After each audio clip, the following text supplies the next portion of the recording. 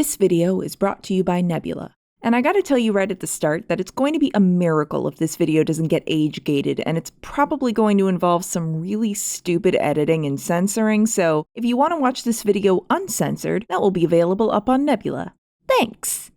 So, I need to tell you how I watched Black Sails. Partly because it's funny, and partly because I think I watched it in the worst way possible, and this show still blew my mind. I think I watched the first 4 or 5 episodes probably in like 2017-ish, back when I was subscribed to Starz temporarily to watch American Gods. At this time, I had several Tumblr friends who posted constantly about Black Sails, to the point that I even watched a season of Lost in Space for Toby Stephens entirely based on a secondhand affinity I had for the guy from gift sets for a show I hadn't seen. But I watched the first maybe 4 or 5 episodes of season 1 back then, and what I saw did not particularly endear me to the show. What about the fuck tins?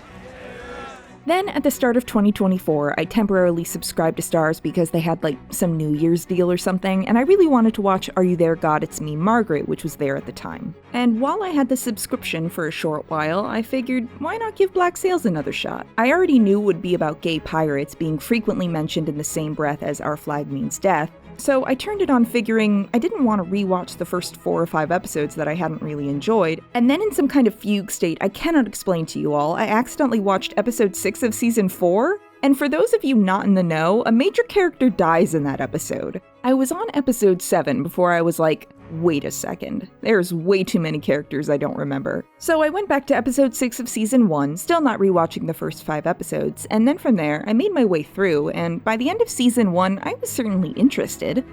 By the end of season 2, I was shrieking at the TV the way people scream at sporting events. Now I own the series on Blu-ray, I am deep into Toby Stephens' filmography. I've listened to an entire podcast about the show that interviewed a lot of the creators and actors, and I'm here to tell you all a story about a Spaniard named Vasquez. A story about monsters and men. A story about stories. So let's talk about Black Sails.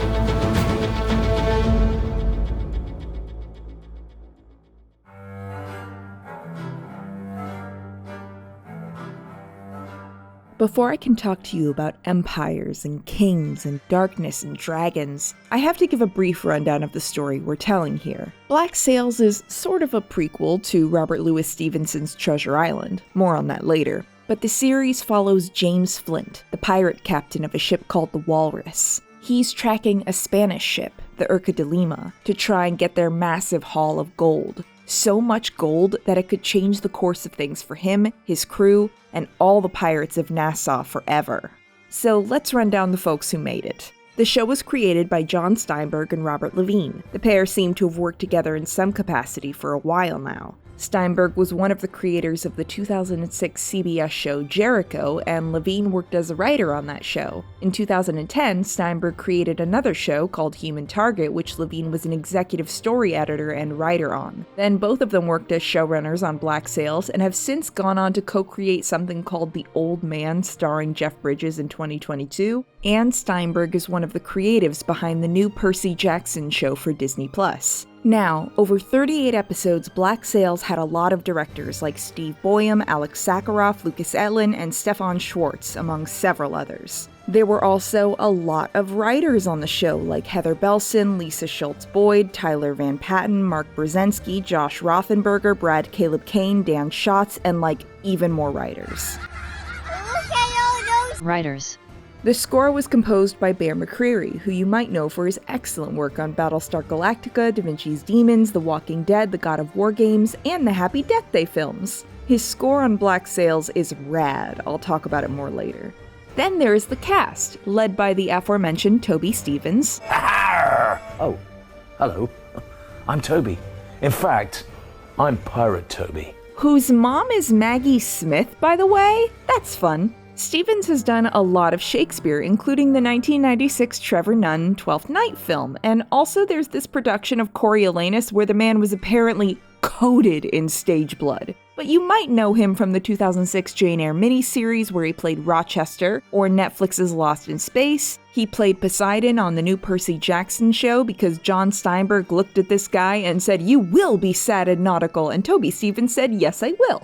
There's also a recording of Noel Coward's private lives where he got to be really, really ridiculous. What are you doing here? I'm on honeymoon! Well, how interesting. So am I. Well, I hope you're enjoying it. It hasn't started yet. Neither's mine! Oh my God. And he truly was serving as the ridiculously sleazy Gustav Graves in the abysmal Bond film Die Another Day. As Captain James Flint, Stevens is enigmatic and tragic and just the most character of all time. He's pissed off, he's wet, he spends 90% of the show covered in blood, he's in a battle of wills against an entire country because he's waiting for England to apologize to him. He's doomed by the narrative and preserved by it. He is literally being gay and doing crimes, and every time he's really sad, his face starts twitching. My favorite fun fact is that while Toby Stevens is, by all accounts, a goof and a sweetheart in real life, other actors got really nervous having to do scenes with him as Flint just because his intensity as the character was so intimidating. Around the same time, myself, Luke Roberts, and Toby Schmitz all had moments where they have to look Flint in the eye and have a moment. And after each of them, the three of us would get together and go like you come off set and send a text going, "Guys, let's grab a beer." It's just I stared into Flint today. But again, as soon as they called cut, he was lovely and silly, according to everyone who worked on the show. Flip the eggs of life, and then you will always be sunny side up. Flint is one of several characters from Treasure Island to populate the show. The next one, of course, being John Silver, played by Luke Arnold. Now, I am completely unfamiliar with this guy's work, but he's an Australian actor, he writes books, and he really threw himself headlong into the role of John Silver, including learning sword fighting, how to scuba dive, and I think how to hold his breath underwater for long periods of time, and horseback riding for the part. Also, he really messed up his back limping around in the later seasons. As John Silver, Luke Arnold morphs from an annoying little shit in the early seasons to a genuinely intimidating presence by the end of the show. Silver is a fascinating character. To this day, I'm not sure whether I love him or hate him. Next, there's Toby Schmitz as Jack Rackham. Schmitz is another Australian actor whose filmography I'm pretty unfamiliar with, but he draws, he writes, he does theater stuff. Funnily enough, both him and Toby Stevens have starred in productions of Noel Coward's private lives and do a lot of Shakespeare. Schmidt says, of any Shakespeare character, he thinks Jack is most like Benedict from Much Ado About Nothing. And I'm sorry, Toby, if you're watching this, Jack is so Falstaff, it's not even funny. I'll explain why later. And as for Jack Rackham, he's just... Thank you for your service. He's just... If you're going to behave like children, then I will be your daddy. Well, he's just... What sort of reward might one expect for aiding in the capture of a notorious pirate captain? Jack Rackham is a disaster, and I love him. He's one of the characters that is based on a real historical figure, Calico Jack Rackham. Calico Jack Rackham was a real-life pirate. Some say he invented or designed the Jolly Roger as we know it today, although from what I can tell, he did not coin the phrase Jolly Roger, but he may have been the first pirate to sail with the skull and crossbones design on his flag. And he was a known associate of Anne Bonny. Anne's also in this show, played by Claire Paget. She was in Fast and Furious 6, right there? On Black Sails, Paget is fascinating as Anne Bonny. She's a character that is slow to reveal herself, but her journey, while largely ahistorical from what I can tell, is one of my favorites. She goes from angry and closed off to possibly being one of the most self-actualized characters on the entire show. Also, watching her kill dudes had me clapping like a happy little seal and yelling, "I support women's wrongs!" Anne Bonny could kill me and I would say thank you. I love the kind of woman that will actually just kill me. And Max could help cover up my murder and I would be equally honored. Max is played by Jessica Parker Kennedy, who played Medusa recently in the Percy Jackson show. She was also Nora Allen on the CW Flash, and I say this with all due respect, she is one of the most beautiful women I have ever seen. I am looking respectfully and I am saying hello. Max is one of the original characters that doesn't come from history or Treasure Island. She's a sex worker from the French West Indies, and she's a survivor at all costs. She's a planner, thinking 10 steps ahead for what will keep her safe and give her security, but also she's got such an incredible empathy for those around her, and the relationship her and Anne have makes me ascend. The triumvirate of Anne, Max, and Jack leads to some of the best scenes in the show. There's also Eleanor Guthrie, played by Hannah New. Hannah New is another actress whose work I don't really know other than she was Aurora's mom in Maleficent. And Eleanor Guthrie is another character who was invented for the show. She's basically the trafficker of pirated goods and a staple of the economy in Nassau, and an endlessly ambitious character. She's sometimes ruthless, sometimes loyal, and always messy. There's also Charles Vane, played by Zach McGowan, who you might recognize from The 100. He plays a lot of action dudes, apparently, and half the cast does impressions of him. You know, Zach had already chosen his voice. My name is Zach McGowan. I am Charles Vane. Also, he's a bit of an adrenaline junkie and had to often be stopped from doing more of his stunts. Charles Vane is another historical pirate, and the character is one I have very complicated feelings about, so we'll talk about him more later. There's also Billy Bones! Billy Bones is a Treasure Island character, but also I just love saying Billy Bones. He's played by Tom Hopper, who you might recognize from Merlin or Umbrella Academy, and Tom Hopper is 6'5" tall. This man is a giant. I'm not attracted to him at all, but I am endlessly entertained by how enormous he is. Just like, look at a scene between him and Flint. I think this is supposed to be like your basic over-the-shoulder shot, but Toby Stephens is 5'11", and so they have to aim the camera down. I'm dead. Also, my roommate said she wanted to climb him like a tree, so enjoy that. I just loved yelling things like, "Beefy big boy Billy Bones," because I'm a child. Billy is a character who goes on quite the journey, and if you're at all familiar with Treasure Island, you might be surprised to start Black Sails and meet this sweet and loyal cinnamon roll who is so very far from the character we will eventually come to know in the story. Billy Bones, you are a beautiful cinnamon roll. Are cinnamon rolls too good for this world? I don't know. They're definitely not pure. There's other major cast members, but this is a big show, and I've got to get a move on and try to, as succinctly as possible, describe what happens in Season 1. Well, as previously mentioned, Captain James Flint and his crew aboard the Walrus are pursuing the Urca de Lima treasure, which, through a series of schemes, the exact whereabouts end up only being known to... My name is John Silver, and I happen to be a very good cook. Who can't cook for shit, by the way. What the fuck did you do to that?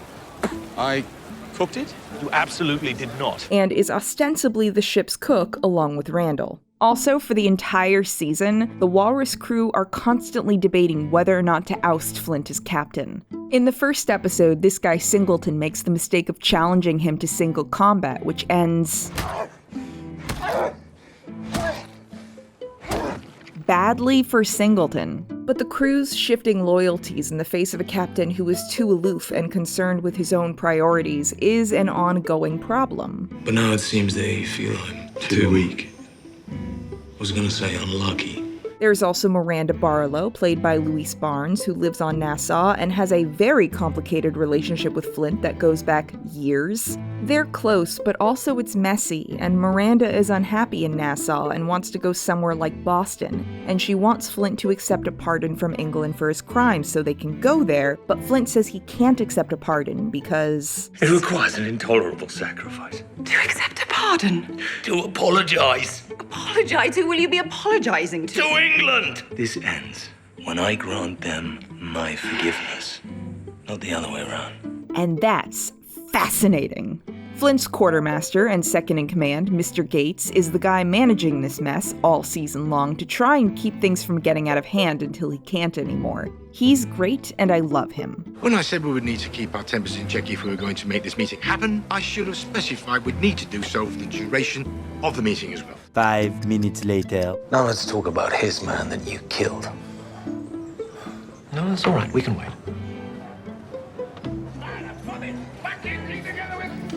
In Nassau, Eleanor Guthrie tries to arrange a sort of coalition of pirates and local tradesfolk to create a more stable economic situation after her crap dad, Richard Guthrie, sort of steps down / runs away / gets captured. What the fuck, Richard? It's a whole thing, but Eleanor tries to run things along with her servant, Mr. Scott, played by Hakeem K. Kazim. And Eleanor is the one who keeps backing Flint's captaincy after he explains his vision for a stable Nassau to her. And it all starts with him getting the Urca gold, and it's just a really great scene. He talks about the Odyssey and a man taking an oar and walking away from the sea until people only see a shovel. For that would be the place that no man had ever been troubled by the sea, and that's where he'd find peace. And their shared ambition is what powers the story of this first season, and their strange friendship is surprisingly compelling. Also, Eleanor has a thing for Charles Vane. I don't get it at all. I think their vibes together are rancid. But she also was in a relationship with this sex worker, Max, who ends up being sort of held and assaulted by Vane's men. It sucks, and I hate it. Vane goes off to this weird Viking island to get some more guys for his next plan because Eleanor took his ship and crew from him. He returns and takes control of the fort, which was held by Benjamin Hornigold, one of the pirates in Eleanor's coalition, another historical dude. Also, Max gets rescued from Vane's guys by Anne Bonny, who could no longer stand by while this thing went down, so she kills the remaining 10 guys from Vane's crew in the process. And Jack Rackham unwillingly lets it happen. When she asked you, well, shit, Anne, what makes you think old Jack will go along with this plan of ours? What did you say? I told her, given the choice between them and me, you'd choose me.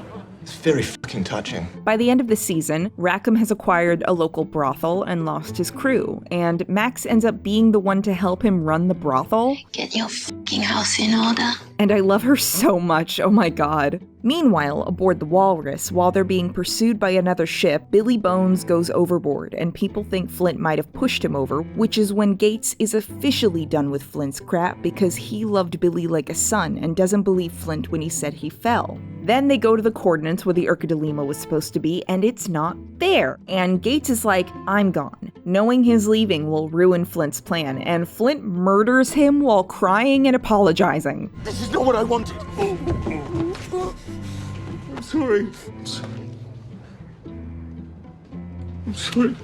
Silver is the one who finds him there and just... What the fuck are you doing to him? Making sure there's nothing incriminating. Stop! I have a lot of feelings about this hot mess of a guy. But Silver tries to help him go through with his plan to go after this passing Spanish man-of-war ship, which goes completely sideways when Dufresne, the ship's current quartermaster in Gates' absence, starts a mutiny. He calls Flint out for his crimes, and that's when they get into a ship fight with that man-of-war, and it all goes really badly. They wash up on the shore of a nearby island, leaving the Walrus a wreck in the ocean. Silver is the one who saves Flint, and once they're ashore, they discover the reason the Urca de Lima wasn't where it was supposed to be was because of a storm they had only just managed to weather. The ship is wrecked on the other side of the island, and the gold is there for the taking, scattered across the beach. And that's the end of Season 1. So let's talk about the making of this show.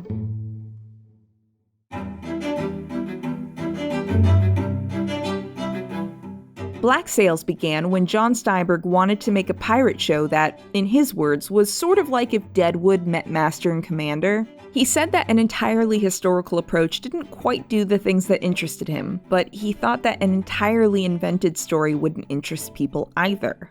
The true beginning of Black Sails happened when Steinberg was pitching this concept to co-creator Robert Levine, and Levine simply said, it should be Captain Flint's show. Placing this pirate story as a prequel to Treasure Island while still dealing with actual history is what finally broke the show for Steinberg. He pitched the series in 2010, and they started filming around November 2012, and the show was renewed for a second season in July 2013 before the first season even premiered in January 2014 based on positive reactions to, I'm guessing, teaser trailer stuff at San Diego Comic-Con. So they basically got handed 2 seasons, which is unusual in TV now and then. Although it has to be said when introducing people to Black Sails that the first season is not particularly good until the end. In fact, some of Season 1 is quite bad. I glossed over it, but some of the writing for Eleanor in particular is some of the worst lines written for a woman since... I'm an Air Force officer just like you are, Colonel. And just because my reproductive organs are on the inside instead of the outside, doesn't mean I can't handle whatever you can handle. Can I tell you what happens when I stand near an urner? My pussy gets wet. In which case, I will go fuck myself.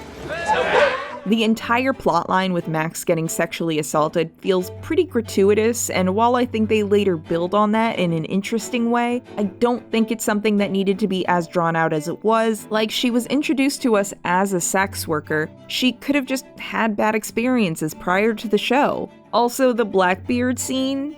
What an expensive way to haze a new crew member. That one will never make sense to me. The first season is at times quite bad, but there are flashes of brilliance. The fight between Flint and Singleton at the end of episode 1 is so haunting. The way he just keeps punching that man as the crew's cheers go silent. And then he hands an empty sheet of paper to Billy with a shaking hand, and Billy decides in that moment to lie to the crew for what he thinks is the greater good. One of the biggest problems with season 1, I think, might be down to the network. There have been comments made by actors and creatives involved with the show that make it sound like Starz wanted certain things out of Black Sails. It was literature, really, what we were doing. I mean, you know, once we'd broken away from the initial kind of sort of the gratuitous kind of, you know, sex and kind of all that stuff, which I think was more of a kind of Starz. It was a Starz imperative. I think Starz really wanted to bring in the dude bro audience that was watching and obsessing over Game of Thrones at the time. A lot of season 1 in particular feels very much like a studio attempting to make another Game of Thrones. This is all speculation on my part, of course, but when you buy the Blu-ray, emblazoned on the front, it still says, from executive producer Michael Bay. The show was not the show the network bought. Like, it was so not what they thought they were getting. Like, once we were in the door with, like, it's Long John Silver, and everybody knows him, and it's got this sort of, this sense of creative legitimacy to it, then it was like, great, now let's go back to making this, like, very, you know, David Milch, David Simon-y sort of sense of what that world must have been like. Which I promise when they bought the Michael Bay Pirate Show was not sort of what they thought they were signing up for. But they got on board with it. Like, other than Michael Bay throwing his money at this project, I'm not sure what creative involvement he had. Supervising producer Nina Jack talked about how the title producer can mean loads of different things on a production. Sometimes it's financial involvement, and sometimes it's more than that. John Steinberg, Robert Levine, and Dan Schatz are also executive producers, but you'll hear their names a lot in the behind-the-scenes stuff because they were very involved with the production as writers and creators and so on. Bay's name has not come up at all in any of the behind-the-scenes interviews and stuff that I've read and listened to, but boy is his name featured in all of the promotional materials. Executive producer Michael Bay's team. Executive producer Michael Bay's unflinching look into the world of pirates. And there have been comments made about how Starz never really knew quite how to advertise this show because they didn't seem to understand who the audience was. And some of those dude bros did come around from the sounds of things, but season 1 really felt like they were trying to make a show for the guys, TM. But after season 1, it seems they were ready to take a more hands-off approach and let the creators do what they wanted, and thank God. And while this is nobody's fault, I think the show being on Starz is part of what kept it a niche beloved classic rather than an out-and-out hit. Even when I lived at home and my parents were paying for fancy cable packages, at best we went to like HBO and Cinemax, I think maybe once Showtime. Starz is like 4 levels deep when it comes to premium cable channels, and I guess nowadays with every single platform having their own streaming service, somebody could just decide to subscribe to Starz to watch their stuff, but while there are a few shows on there that I've heard recommended, their catalog of original content is not that deep compared to other platforms. Black Sails was airing during the early days of streaming services producing original content to draw in subscribers, and by and large, probably was more a victim of people not being able to afford premium cable packages. What's funny is, as I was working on this video, they announced that Black Sails is going up on Netflix, a much more popular streaming platform. So by the time this video comes out, the show might be more popular than it's been in 10 years. And my criticisms for the network aside, Starz really invested in this show. Like, according to the creators, this isn't the most expensive show on television, but it still cost a lot of money to make. Like, they built ships. In season 1, they built one full-size ship that sat on land and could be maneuvered around on a gimbal, and a half ship that floated on the water so they could do things like boarding scenes. And the masts on the big ship had to be reinforced with steel because when there was wind filling the sails and the ship was parked, that would put a lot of pressure on the mast. You've got all that energy and all that force in those sails, and it's got to be transferred somewhere. So it's the engineering department trying to get a strong enough steel superstructure surrounded by what is essentially a plywood set. In season 2, they built a Spanish man-o-war ship. It was another ship that they built to maneuver on a gimbal, and the bow, the stern, and the additional sails were frequently added in post. For example, on the top of the man-o-war, anything you see in green over here is in the land of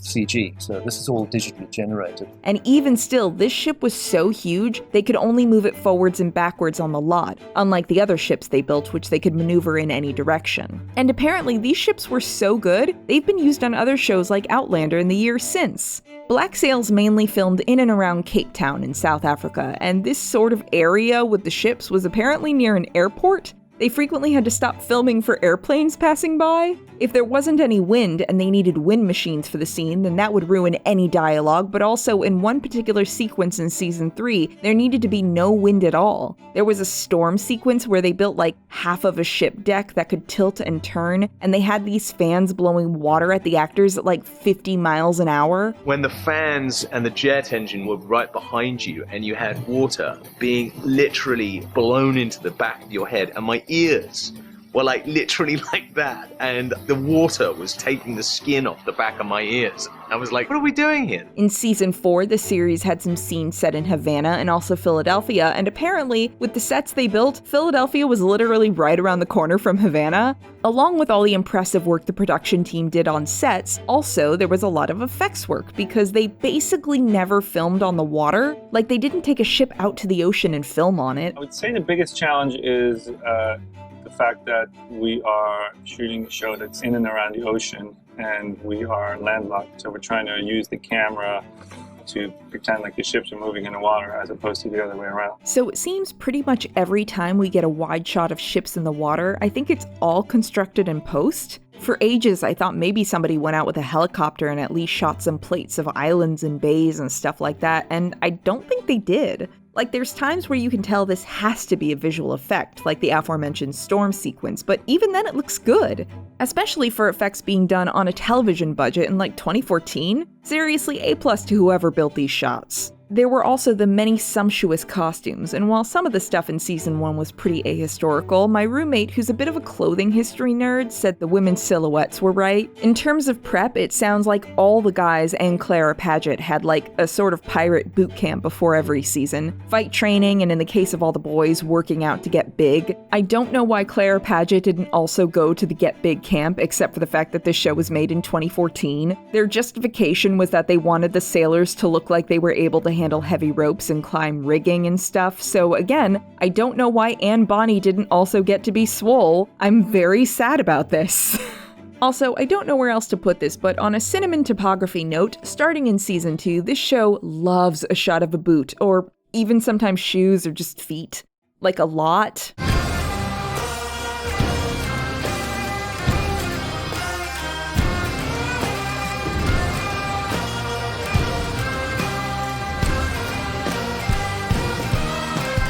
There's just so many shots of boots. I mean, it's a great way to punctuate a scene or add a little tension if we're revealing a new character or folk are sneaking around. It's not that deep. But also, it frequently puts us, the viewers, low to the ground with the pirate standing imposingly above us. It just emphasizes their stature and presence and tells you who is the one with the power in any given scene. In the later seasons, the show will also really love these shots of characters, especially Flint and Silver, from behind, again emphasizing their stature and broad shoulders. In many ways, it just reminds you of their physicality, which, as previously mentioned, many of the guys worked hard to achieve on this show, but I think it also gives us time to consider the weight on these shoulders in terms of what's happening in the show. It's nice. Also, this isn't like super important to anything, but I need you to look at the shot of Flint power posing in season 1. Like, it's not crucial to anything, I just really like the way he hits that mark. And I have to talk about the music for the show, composed by Bear McCreary. For inspiration, he consulted with music historian Adonai Gilbert about traditional sea shanties and so on. For the bulk of the score, he recorded his musicians in groups. There was the strings group, a percussion group with one guy playing the bowrin, an older style of drum. There's my hand back here, that's the palm of my hand.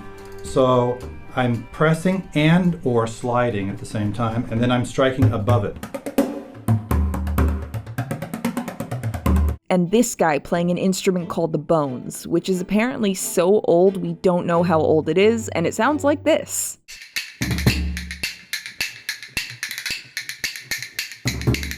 There was also a lightly detuned piano that Bear McCreary would play himself, and apparently he played it so hard that the piano would scoot across the floor and his fingers would bleed, and there was a guy there to constantly fix the piano because he was playing it so hard it was breaking down. And lastly, there's the hurdy-gurdy, also played by McCreary. He got a lot of interesting sounds out of that hurdy-gurdy, including the sound we hear at the opening of the theme, which apparently was something that came one day when he was tuning the instrument and he recorded it. He said he was never able to get that sound out of it again. The ethos for the music of the show was that it was all being played on instruments that were old and broken down and rusted, and for the main theme song, there are also vocals. These 4 guys basically sang this theme over and over again, and they layered their vocals over each other in all sorts of interesting ways. From the more character-y takes, Na na na na na na na na na na na.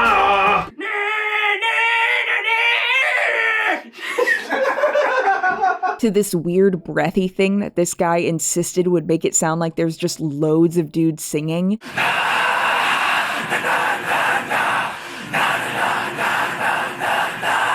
And based on the final product, I think he was right. McCreary actually posted vlogs on his own YouTube channel about the making of the score, and frankly, I wish more composers had the time and energy to do that because it was really cool to watch. You can find them all still on his channel. Basically, you can see a lot of investment in this show in every aspect of the behind the scenes. They really cared about making a good show, to the point that when Starz basically asked them to do a 5th season, they said no, because at that point they had told the story they wanted to tell.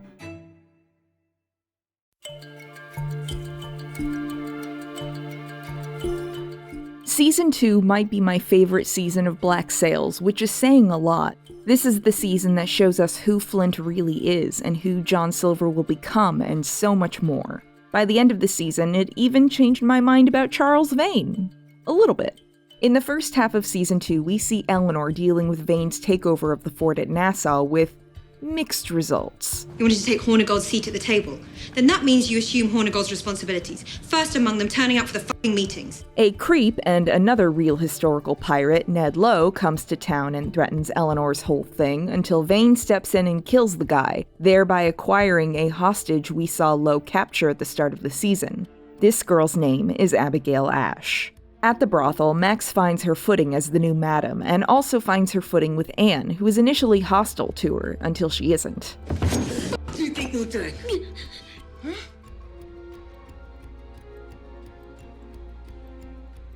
And Jack continues to be a disaster in new and tragic ways.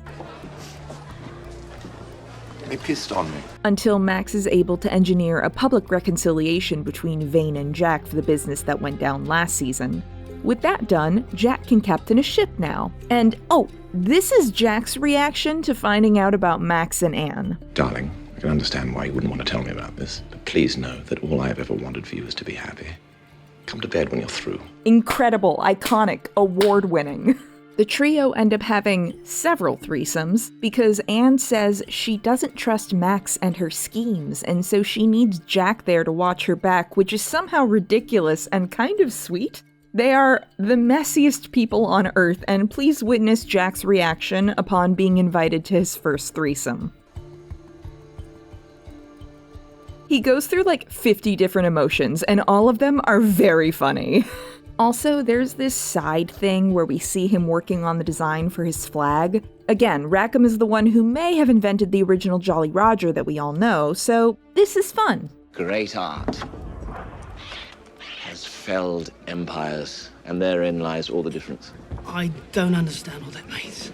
No, but I do, so not to worry. But Jack ends up being forced to leave Anne behind to take his captaincy, since the crew are willing to tolerate Jack, but everyone knows Anne Bonny killed their last crew, and they don't trust her. And splitting their money with Max for tips on where to go for treasure is already barely tolerable to them, according to Jack's new quartermaster, Augustus Featherstone, played by Craig Jackson. And, by the way, Featherstone is convinced to give Jack the captaincy thanks to Adele, one of the sex workers at the brothel. Just know there's an incredible scene where Max explains the art of seduction to Adele, played by Lisa Slabber, in front of Jack, and just... The breath in his ear. The arch in your back when he thinks he is making you finish. Just so we're clear, I still fuck the shit out of him, yes? Yes. I love Adele, but Jack leaving Anne behind is not something that Anne takes well. She freaks out and kills 2 people, Charlotte, one of the sex workers at the brothel, and Logan, a member of Flint's crew. Upon discovering this, Max resolutely covers up the murders because Anne was the only person who cared when she was being assaulted on the beach by Vane's men. So I will not let those consequences touch you. I will stand in between you and them, and I will protect you. As she explains it to Adele later. When no one in the world, no one, could care less about what those men were doing to me on the beach, she did. That means something to me. And we learn that Anne and Jack have been together since they were children. Anne was married to an abuser when she was 13, and one day Jack saw her being abused at some tavern and slit the guy's throat, and the pair have been running together ever since. Now, Jack's first day of being a captain of his own ship is really hilarious. He ends up having to try and split a haul with another ship that shows up, and the other captain is like, "First day, huh?" Apparently one of the things that gives it away is his flag. Something in the way your men reacted to... Banner. What's the matter with the banner? Oh, it's new. Lightly travelled. Why? What do you think is wrong with it? Jack can't mess this up because he just betrayed the most important person in his life to get this captaincy, and his solution to this problem is pretty great. In the other half of the plot, we watch Flint try to win back the crew of the Walrus. Initially, he does this by trying to get them that man-of-war ship in the bay, since the Walrus ship is currently toast. He asks for one volunteer to help him capture the ship, and Silver, being the only one who doesn't hate his guts, volunteers because he thinks Flint was trying to get them a shot at running away. You really mean to board that ship? Jesus Christ. Aboard the ship, Silver is annoying and treacherous and intermittently useful, but also... Do it! Quickly! So I actually have to find him? Well, what the fuck did you think was gonna happen? God, this show is such a comedy sometimes. The rest of the crew come and finish the job, and now that they have a ship, they head back to Nassau with Silver and Flint trying to reintegrate with the crew in very different ways. Flint basically tricks an inexperienced Dufresne into trying to take on another ship, knowing his lack of experience will lead to a very public screw-up, which allows Flint to step in and resume command for lack of anyone better. Meanwhile, Silver becomes the ship's local gossip column. First item. He tells them the daily news, which is mainly trash talk he picked up about his shipmates that usually ends in him getting punched.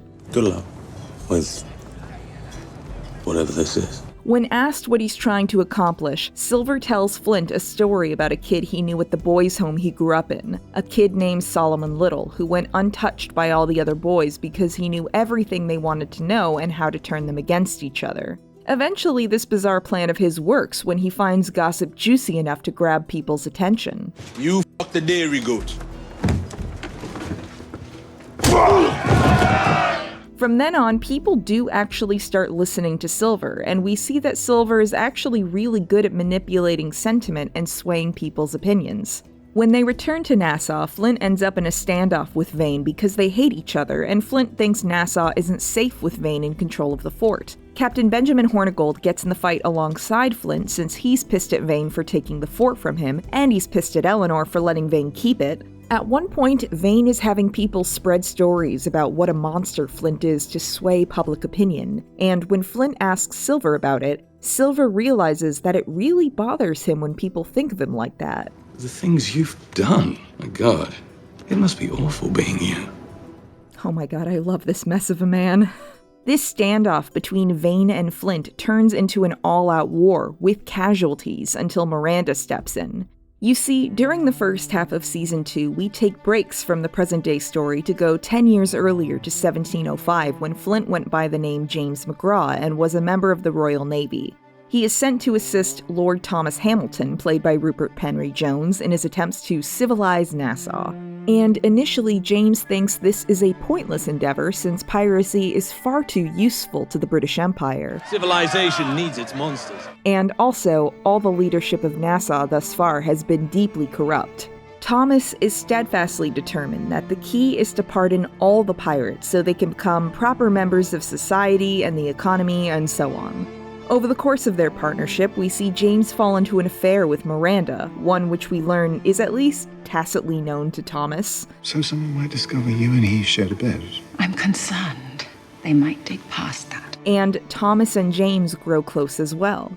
Thomas's father, Lord Alfred Hamilton, staunchly opposes Thomas's plan to pardon the pirates and is determined to undermine this plan and his son at all costs. There's this incredible scene where, after being rude to Miranda and cruel to his son, he asks for James McGraw's opinion, and James basically calls him a dick and tells him to leave. Did you just ask my father to leave his own house? People can say what they like about you, but you're a good man. More people should say that. And someone should be willing to defend it. What we don't learn until episode 5 is that this was the beginning of a romance between Thomas and James. One that went happily for some time until Thomas's father found out and reported James's activities to the Navy, who promptly kicked him out.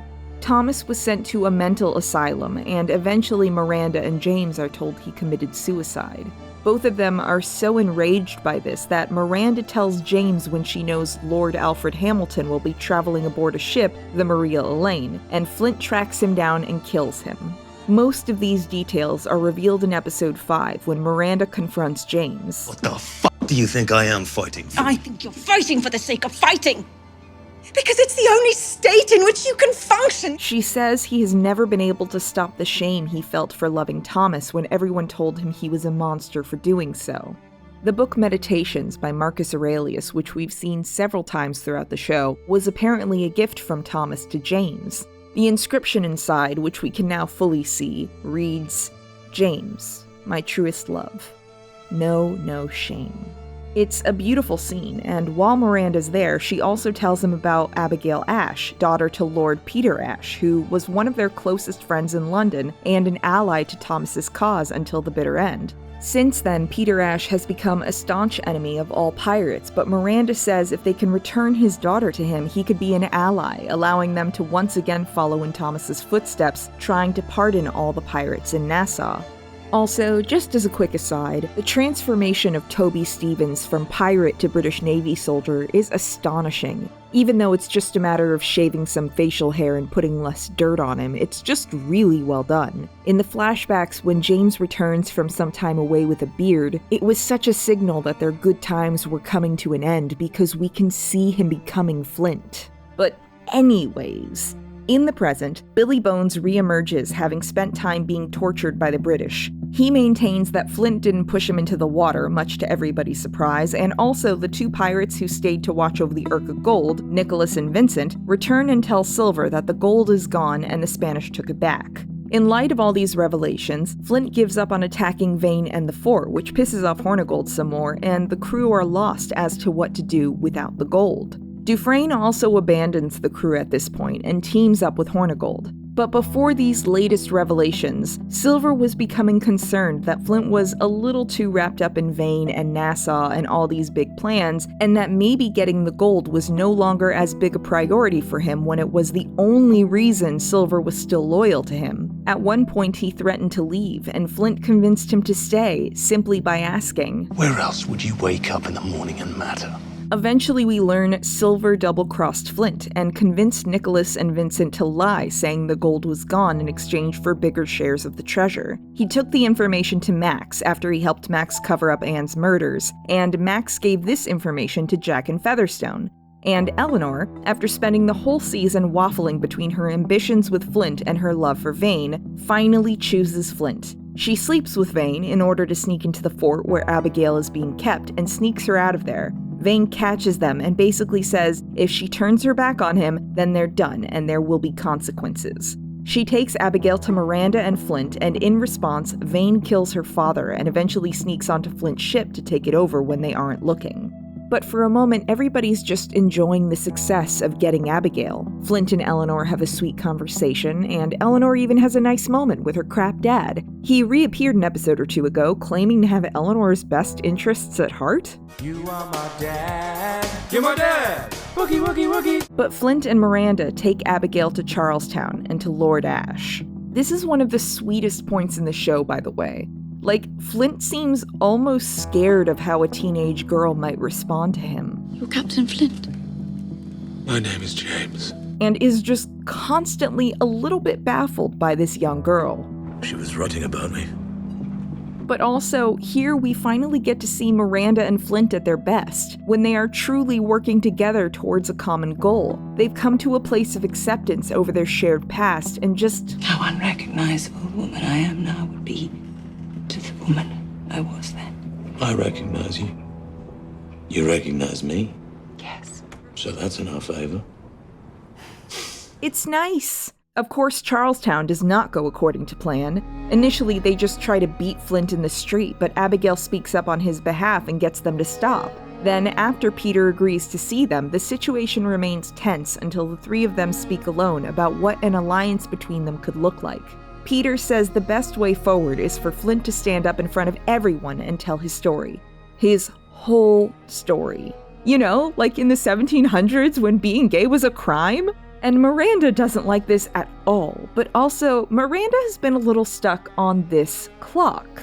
We see her notice it earlier, and it almost feels like a premonition, like someone walking over a grave the way she reacts to it. But she keeps whatever she notices to herself until this moment, when she observes that clock used to be in the parlor of her and Thomas's home. It was left behind with everything else when they left and would have become one of Lord Alfred Hamilton's possessions. The only reason Peter might have it would be if it was gifted to him by Alfred Hamilton, perhaps for services rendered when he told Thomas's father about Thomas and James's affair. And then Miranda gets this speech. We've seen her anger over Thomas's fate very rarely expressed since it happened 10 years ago. I am enraged! He is my husband. But she's still carrying that fury, and when she realizes that ruining their lives basically bought him the governorship of Charlestown, well... I want to see this whole goddamn city, this city that you purchased with our misery. Burn. I want to see that noose around your neck, and I want to pull the fucking lever with my own two hands! Miranda is shot and Flint is captured, and he's going to be hung in the square the next day. And as an aside, I accidentally learned that Miranda was going to die about halfway through my viewing of Season 2. I knew it would be towards the end of the season, it would be in the middle of a revenge speech, and she would get shot in the head, and even knowing all of that, I still screamed when it happened. This show is just that good. On the Walrus, Vane and his men attack, killing a lot of folk, including Randall and Joshua, and I'm sad about them forever, but in his takeover, he misses Silver and Vincent. Nicholas got killed a few episodes ago because Silver, not understanding his own influence, gave Vincent a look. Flint gives an order, but to get you men to follow it, I need to come down here, put on a show, and convince you it's in your interest. But I give you a look, and you're willing to murder a man over it? But now Vincent and Silver, with no better options, try to thwart Vane from taking the ship and stranding Flint in Charlestown. Eventually they're caught, and Billy tells Silver that this action, along with the rest, has truly endeared him to the crew, and they would vote for him to be the new quartermaster because of it. Billy also has been talking to Vane, telling him how he believes in Flint's plan with the pardons because it will protect them from the British, and he's seen their numbers and been tortured by them, and he understands how big of a threat they pose to all pirates. So when a few dudes come to shout the news that Flint is going to hang tomorrow, Vane decides that Charlestown cannot hang one of Nassau's most notorious pirates. And this is where I started cheering, by the way. So Vane takes a few guys to shore, leaving the rest to sit peacefully under his quartermaster's watch, but his quartermaster hates this plan and tries to get Silver to turn on his crew, giving them a few guys who might be willing to help them sail the man-o'-war so they can kill the rest of them. Silver refuses, and this guy chops off his leg for it. In Charlestown, Peter Ash tries to get Flint to, recant and say he did everything to avoid a trial. He says it's what Miranda would have wanted. She was clear about what she wanted. Then he has them display Miranda's body, and people throw stuff at her corpse, and it's awful. There is the appearance of a trial, but it's clearly for show. Everyone is a monster to someone. Since you are so convinced that I am yours, I will be it. Then Vane shows up, claiming to be there in defense of Flint. Rather than trying to defend Flint himself, he has the words of Peter Ash's own daughter in defense of him. Abigail wrote a diary on her trip, and in it, she eventually mused that maybe the stories her father told her were not the whole truth about pirates, and maybe they're just guys. Just dudes. We're just normal men. What do you mean, normal men? We're just innocent men. So this is your plan? Walk in here and read a girl's diary? More or less.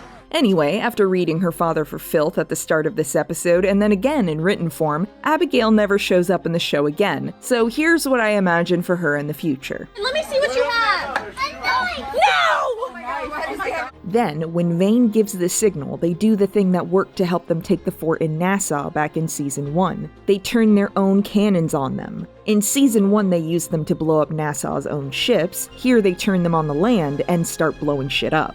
Flint kills Peter and forces him to stare at Miranda as he dies. It's awesome. This entire sequence is rad as hell, although setting these slaves free just so they can get shot in the chaos is a choice. But the pair escape back to the man-of-war, which opens fire on the shoreline. What's the target, Captain? Whatever's left. Vane and Flint are cool now and have reached an accord. No more pirates will die today. The crew supports Silver as the doctor removes the rest of his leg. We're not going anywhere. It's very sweet. The crew look after you. Don't worry about that. And he recovers in Flint's cabin. When Silver is fully awake, he tells Flint that Vincent lied about the gold being gone, and he only told Silver the truth before he died. We know that's a lie, but Flint is enraged that one of their own betrayed them. Also, Silver has been made quartermaster. I think the men wanted to tell you when you awoke, so try and act surprised. Meanwhile, Dufresne and Hornigold hand Eleanor to the British in exchange for pardons. She'll be sent to England for a trial, which will probably end in her hanging. And Jack returns to Nassau from his trip with his ship and a newly fixed-up walrus since they needed the hold space. And he asks Max, Would you like to see something shiny? They've got the gold, and everything is about to change.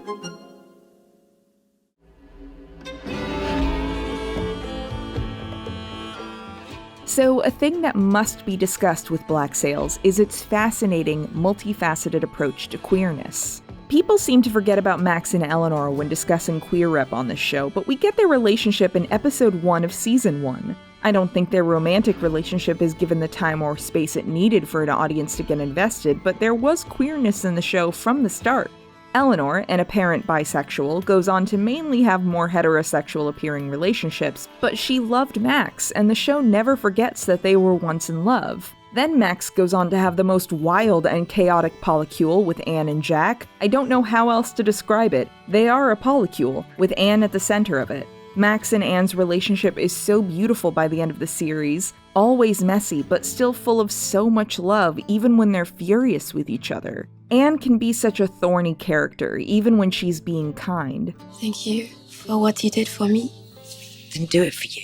And watching her open up to Max is so incredible, whether it's the understated vulnerability of fully disrobing before Max and Jack, showing them and us the scars all over her body, or whether it's the open vulnerability of telling Max her story and allowing Max to comfort her when she's at her lowest. I think initially Max seduced Anne to solve a problem, but she never ever forgot what Anne did for her, and at some point along the way, I think she fell in love with Anne just as hard as Anne fell for her. And there's more to talk about with Max's relationship to Anne, but that involves stuff from the later seasons that I will get to when I get there. Don't worry, I will get to Max, the love of my life. Truly, I am a Max defender to my core, possibly too much, so just be patient for that, please. And rarely have I seen a lesbian relationship given such tension and stakes in a TV show. Not that it never happens, but it's rare, and so rarely given the real estate that Max and Anne get. Maybe it's just that this is my shit in a way other romances haven't been, but their love is never ever playing second fiddle in some love triangle bullshit.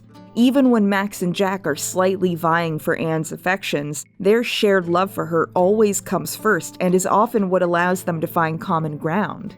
Also, and this is just a vibes thing, but I do think Anne has non-binary vibes, just with the discomfort she displays when she's forced to wear a dress. And my trans friend Aronach very much agrees with this take. Go check out her channel. It's just based on vibes. I don't know. And Anne's relationship with Jack is fascinating. Initially, it is a sexual relationship, but as Anne puts it at the end of season 2, I can't be your wife, Jack. But you and I are going to be partners till they're put us in the fucking ground. And that care is a constant between them. No matter what happens, these two love each other and are bound together like two halves of a whole, to borrow the show's parlance. And Jack is attracted to Max. To a profitable venture. And a partner significantly more pleasing to the eye.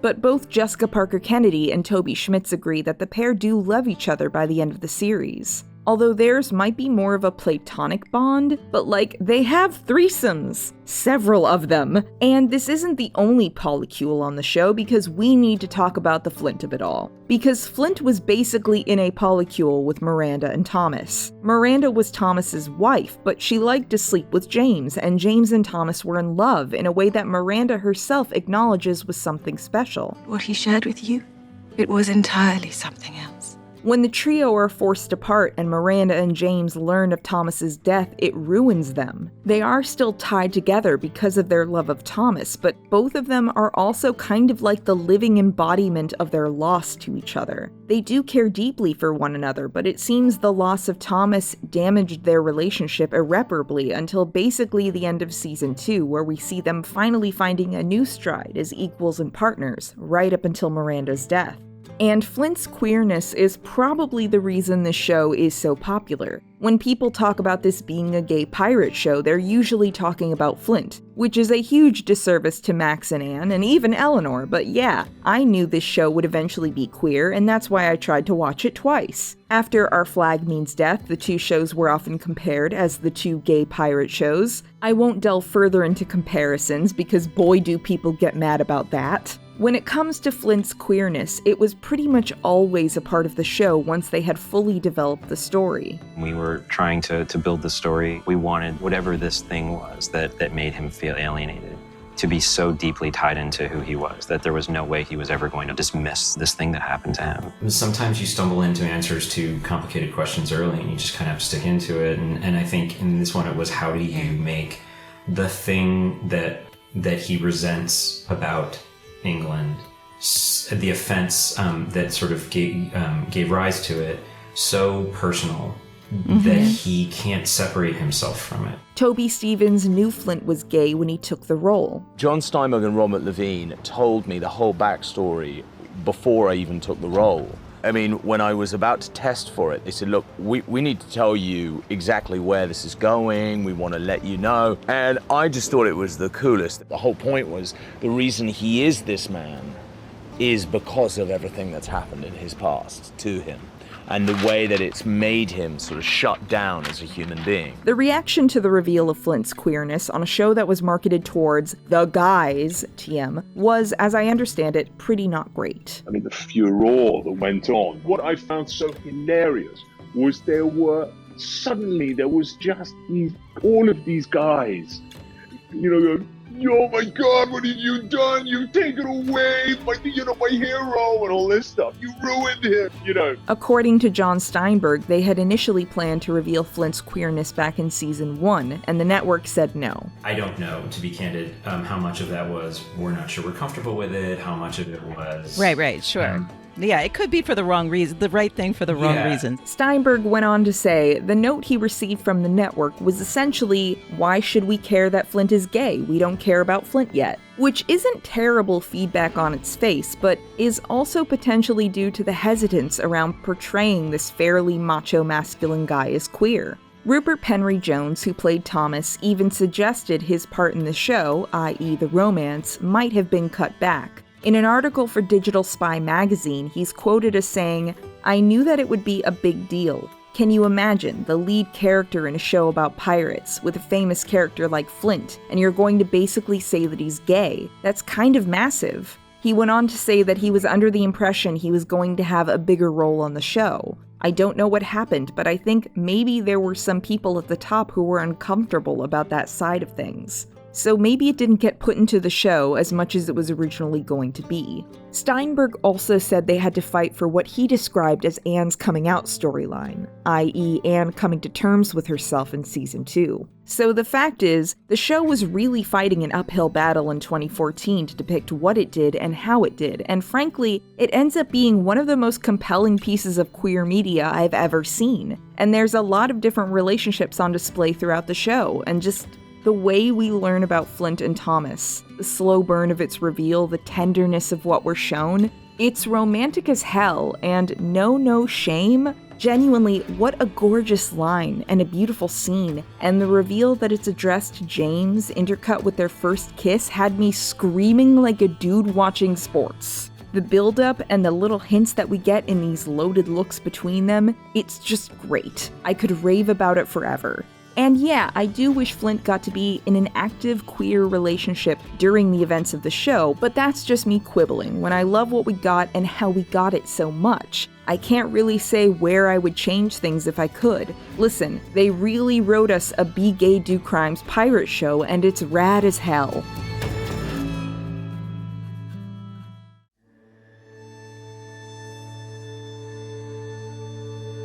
If I were to describe the start of season 3 in 7 words, it would be... Honey, you've got a big storm coming. Okay, but for real. Before I get into season 3, we do have to talk about the time skip that happens between seasons 2 and 3.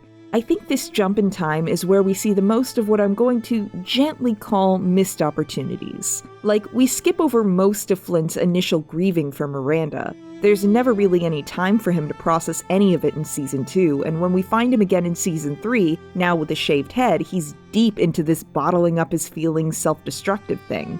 And like, for purely shallow reasons, I don't love the shaved head. I liked the longer hair, but also, we were deprived of the scene where Flint first shaves his head while like going on some intense flinty face journey. You know that would have been amazing. There's a bunch of other little beats that are sort of bypassed, like the entire resolution of Jack getting the Urca gold out from under Flint, and their sort of pirate coalition is all sorted out off-screen. The changes that happen for everyone as a consequence of the gold are all something we are dropped into at the start of season 3. I imagine some of this came down to having 10 episodes in a season and not having the space for this, or breaking the season after finishing 2 and realizing they wanted to simply forge ahead and not look back. The transition from season 3 to season 4 comes with another time skip, but that one doesn't bother me as much as this one, simply because the pain we as an audience feel about Miranda is bottled with nowhere to go. And that might be intentional, but I wanted Flint to break down, allowing us a little release for the emotions built up, but so much of that is tabled for later, so that when he finally does break down, I didn't shed a tear, although I thought it was a great scene, and his eventual accepting of her death was wonderfully handled, but I wish we could have seen some of what he felt before that. A lot of the first half of season 3 is Flint moving on from Miranda. She is almost never mentioned, but you can see her in Flint's haunted gaze. Also, there's this line near the end of the first episode that just didn't hit right for me. Beg forgiveness from a thing that took my woman from me. I don't know, the vibe is off, but throughout the first 5 or so episodes of season 3, Flint has these visions of Miranda and dreams about her. I like the interpretation that this is actually Miranda's ghost reaching out to him. I think that's fun and thematic, but either way, when he is eventually forced to slow down and process things, it leads to some beautiful scenes. But with you, I'm ruined over you. Without Miranda, Flint is more alone than he's ever been, and in her absence, he's making a lot of reckless choices. Him and the Walrus crew have been going around harassing any local townsfolk who hang pirates, and when they get chased down by Hornigold and cornered, Flint sails them into a storm rather than have them accept pardons from the British government. And that storm? Just wow. Meanwhile, Silver is adjusting to life with one leg, and by adjusting, I mean he's got a lot of internalized ableism and he's not listening to the ship's doctor about letting the limb fully heal before wearing the prosthetic leg, so he's in a lot of pain during the storm. He ends up below deck, plugging holes in the hull with Muldoon. Now, this is the second time in the last few months I'm facing certain death. Here you are again, offering moral support. Does that mean we're married? When Muldoon tries to help him more, he insists he needs to do things on his own, and he needs to be useful and strong and all of that stuff. And Muldoon tells him, "What part of let's take care of you did you not understand?" It's so sweet. But then, because of the storm, the ship tips and Muldoon is trapped under this cannon as the compartment floods, and Silver, unable to free him, just ends up holding his hand as he dies. Holy shit. Then the crew end up becalmed, aka drifting in the middle of the ocean with no wind to propel them anywhere. They are becalmed with very little supplies for about a month. By the end of it, only a few crew members are getting any rations at all, mainly Silver and Flint and Billy. It's here where Flint shoots 2 guys for stealing food and then breaks down alone in his cabin. And eventually, Silver and Flint go on a boys' trip to stab a shark.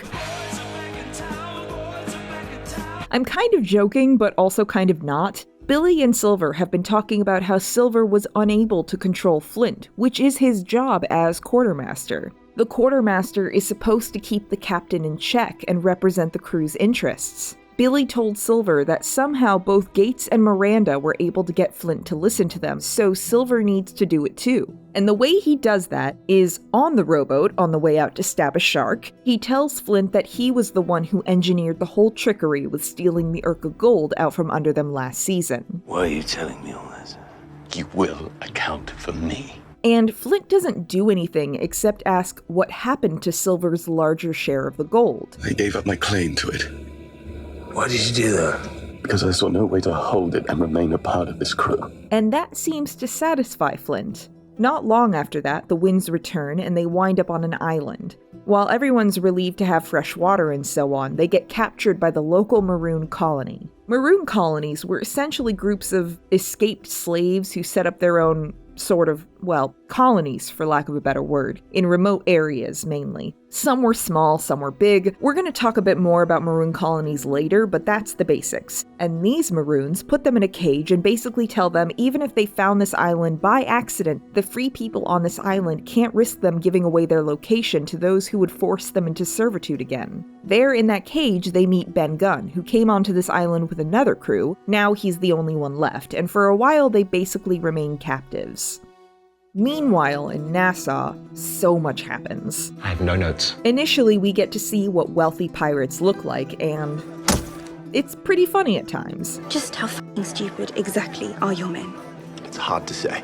But there are many problems, like the fort, which still hasn't been rebuilt, which is now full of their stolen gold. Jack can't seem to motivate anybody to do it, no matter how much he pays them, so he has Vane unwittingly catch a slaver ship and bring their cargo, aka all of their slaves, to Nassau to work on the fort. We will talk about this more later. Just know, Vane has a lot of feelings about it, and Mr. Scott seems weirdly cool with it. But Max is uneasy in their new prosperity because the situation is still so unstable. The fort could be easily taken, and along with it their chance at a comfortable life. When you first opened that door and showed me the Echo Gold, do you know what I saw? Solution. The thing I could offer to England or Spain or whomever arrived here and threatened to reorder things and say, take this and leave me be. So Max somehow manages to convince Jack to allow her to take her and Anne's share of the gold and convert it into something more portable. I'm asking because though I know we have our differences,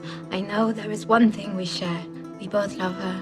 Let us make sure her future at least is secure. So their shares are converted into gems and diamonds and pearls and so on. A treasure trove of them, if you catch my drift. And all the while, Max keeps telling Anne that while she loves their relationship, she sees that very soon, circumstances will force them apart. Max will stay in Nassau, and Anne will follow Jack. These things seem immutable to Max, and in a beautiful scene, Max tells Anne about her childhood as a slave watching the white man that was her father living prosperously with his happy white family while she was outside looking in. And she desperately needs that safety and security, so she asks that they separate on their own terms rather than let circumstances do it for them. Our roads are going to diverge.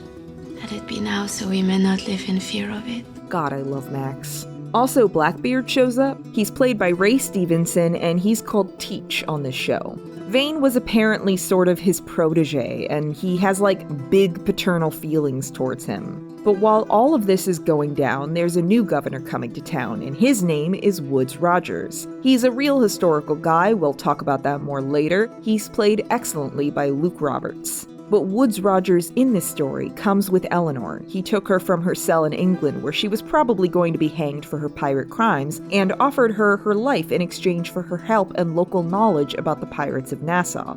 On that trip, Eleanor repeatedly proves her worth and ingenuity to him, gaining his trust. Her return to Nassau also means working closely with Max again, and over the course of this season, the two establish an initially contentious and later a fascinatingly honest relationship. But once Woodes Rogers steps onto the sand of Nassau, offering all the pirates except Vane a pardon, everything goes pear-shaped. Initially, Vane holes up in the fort with Jack and Anne. Jack literally shoots one of the guys who is banging down the door demanding they give up the man, and it leads to this kind of charming goodbye between Vane and Jack. Godspeed, Charles.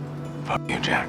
I'm annoyed by how much I enjoy Vane in Season 3. I hated him so much for the first 2 seasons. But they blow up a bit more of the fort so Vane can get out. Teach shows up and gets him on board his ship the Revenge, and to get past the British blockade, they set fire to an entire ship, and it decimated a couple of Royal Navy ships. This really happened, by the way, but many take the British pardons, including Featherstone, Jack's quartermaster. Him and Adele stay in Nassau with Max and get quote-unquote civilized. Well, what do you think? You mean, aside from the tit curtains? It's called a cravat. And Jack and Anne slip away with their cache of treasure, but to live safely with their stolen goods, they would need to lay low and change their names, and the legacy-obsessed Jack Rackham can't really abide that, so he goes back to accept a pardon, fully planning to return to piracy anyway. But little does he know, Woodes Rogers knows about the cache. When Rogers arrived, Max paid him her share of the treasure as a gesture of goodwill, but Rogers knows about the lost Spanish treasure and knows that Spain is pissed.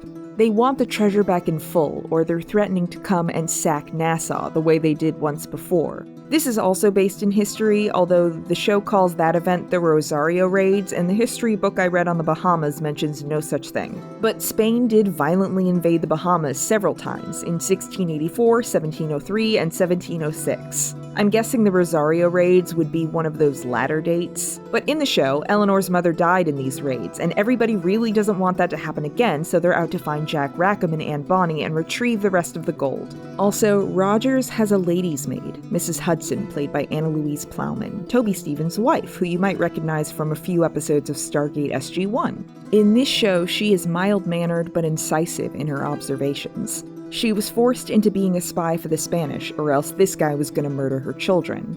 Eleanor and Woodes Rogers learn of this, and after learning the details, Eleanor is sympathetic.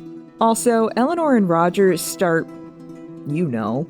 I mean, I guess he's better than Vane, but like, at what cost?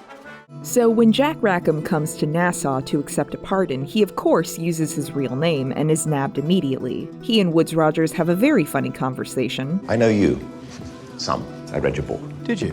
Well, most of it. Please understand I'm quite particular about my library, but people seem to have liked it fine. But Rogers tries to impress upon him the urgency and that Rackham's legacy could be saving Nassau. But Jack sees this as a battle of wills, and the letter he sends to Anne is one that somehow communicates that she needs to get out of there.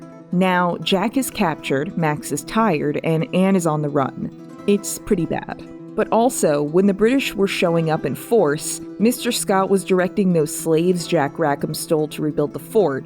He's sending them on boats off the island, telling them to go somewhere, and some soldiers show up. Mr. Scott tries to talk his way out of it and ends up shot, so the slaves, I hate just calling them that, but these characters go unnamed, they take Mr. Scott with them to the Maroon Island. Mr. Scott this entire time has been using his position in Nassau to send information, goods, and resources back to the Maroon camp. Maudie is his daughter, the Queen is his wife, he is the king of this colony. And now we're going to pause for a bit and talk about some history.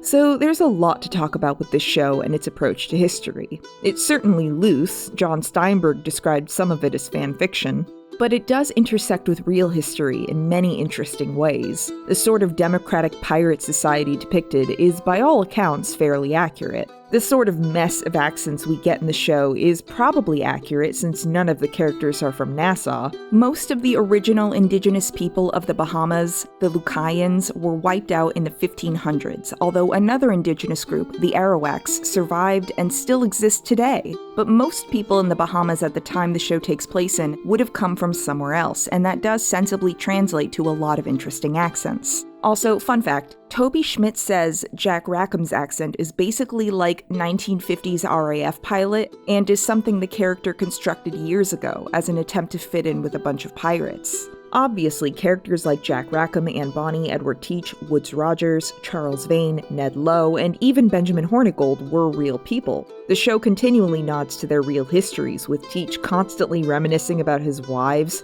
Some say he had as many as 14 wives, although The Republic of Pirates by Colin Woodward thinks that he wouldn't have had the time to marry 14 women. So I guess Black Sails split the difference and rounded down to maybe 9 or so. As I mentioned, Charles Vane's escape from Nassau via a fire ship after the arrival of Woodes Rogers is based on historical accounts. And Benjamin Hornigold was one of the pirates who accepted the king's pardons with apparent fervor. Anne Bonny was married to a James Bonny when she was as young as 16. And I already mentioned Jack Rackham is credited with maybe inventing the Jolly Roger.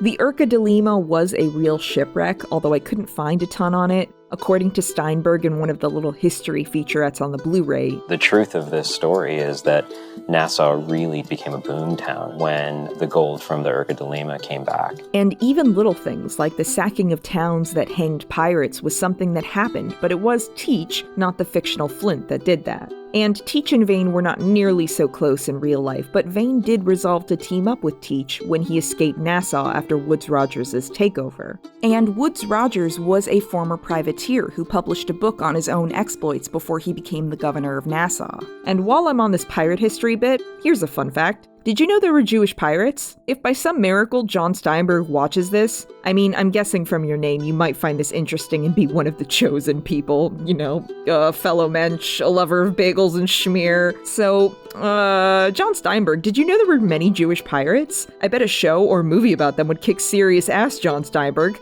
Some of them, like Sinan Reis, sometimes called the Great Jew, went around harassing the Spanish as revenge for the Inquisition. Others, like Shmuel Palachi, worked as a privateer before setting up a Jewish enclave in Amsterdam for Jews escaping Spain. The French Jean Lafitte had family who lived through the Inquisition and hated the Spanish for the rest of his life, harassing Spanish ships in the 1800s. Jewish piracy is a messy bit of history, but it also involves Jews getting revenge for ongoing persecution, which I love and want more stories about.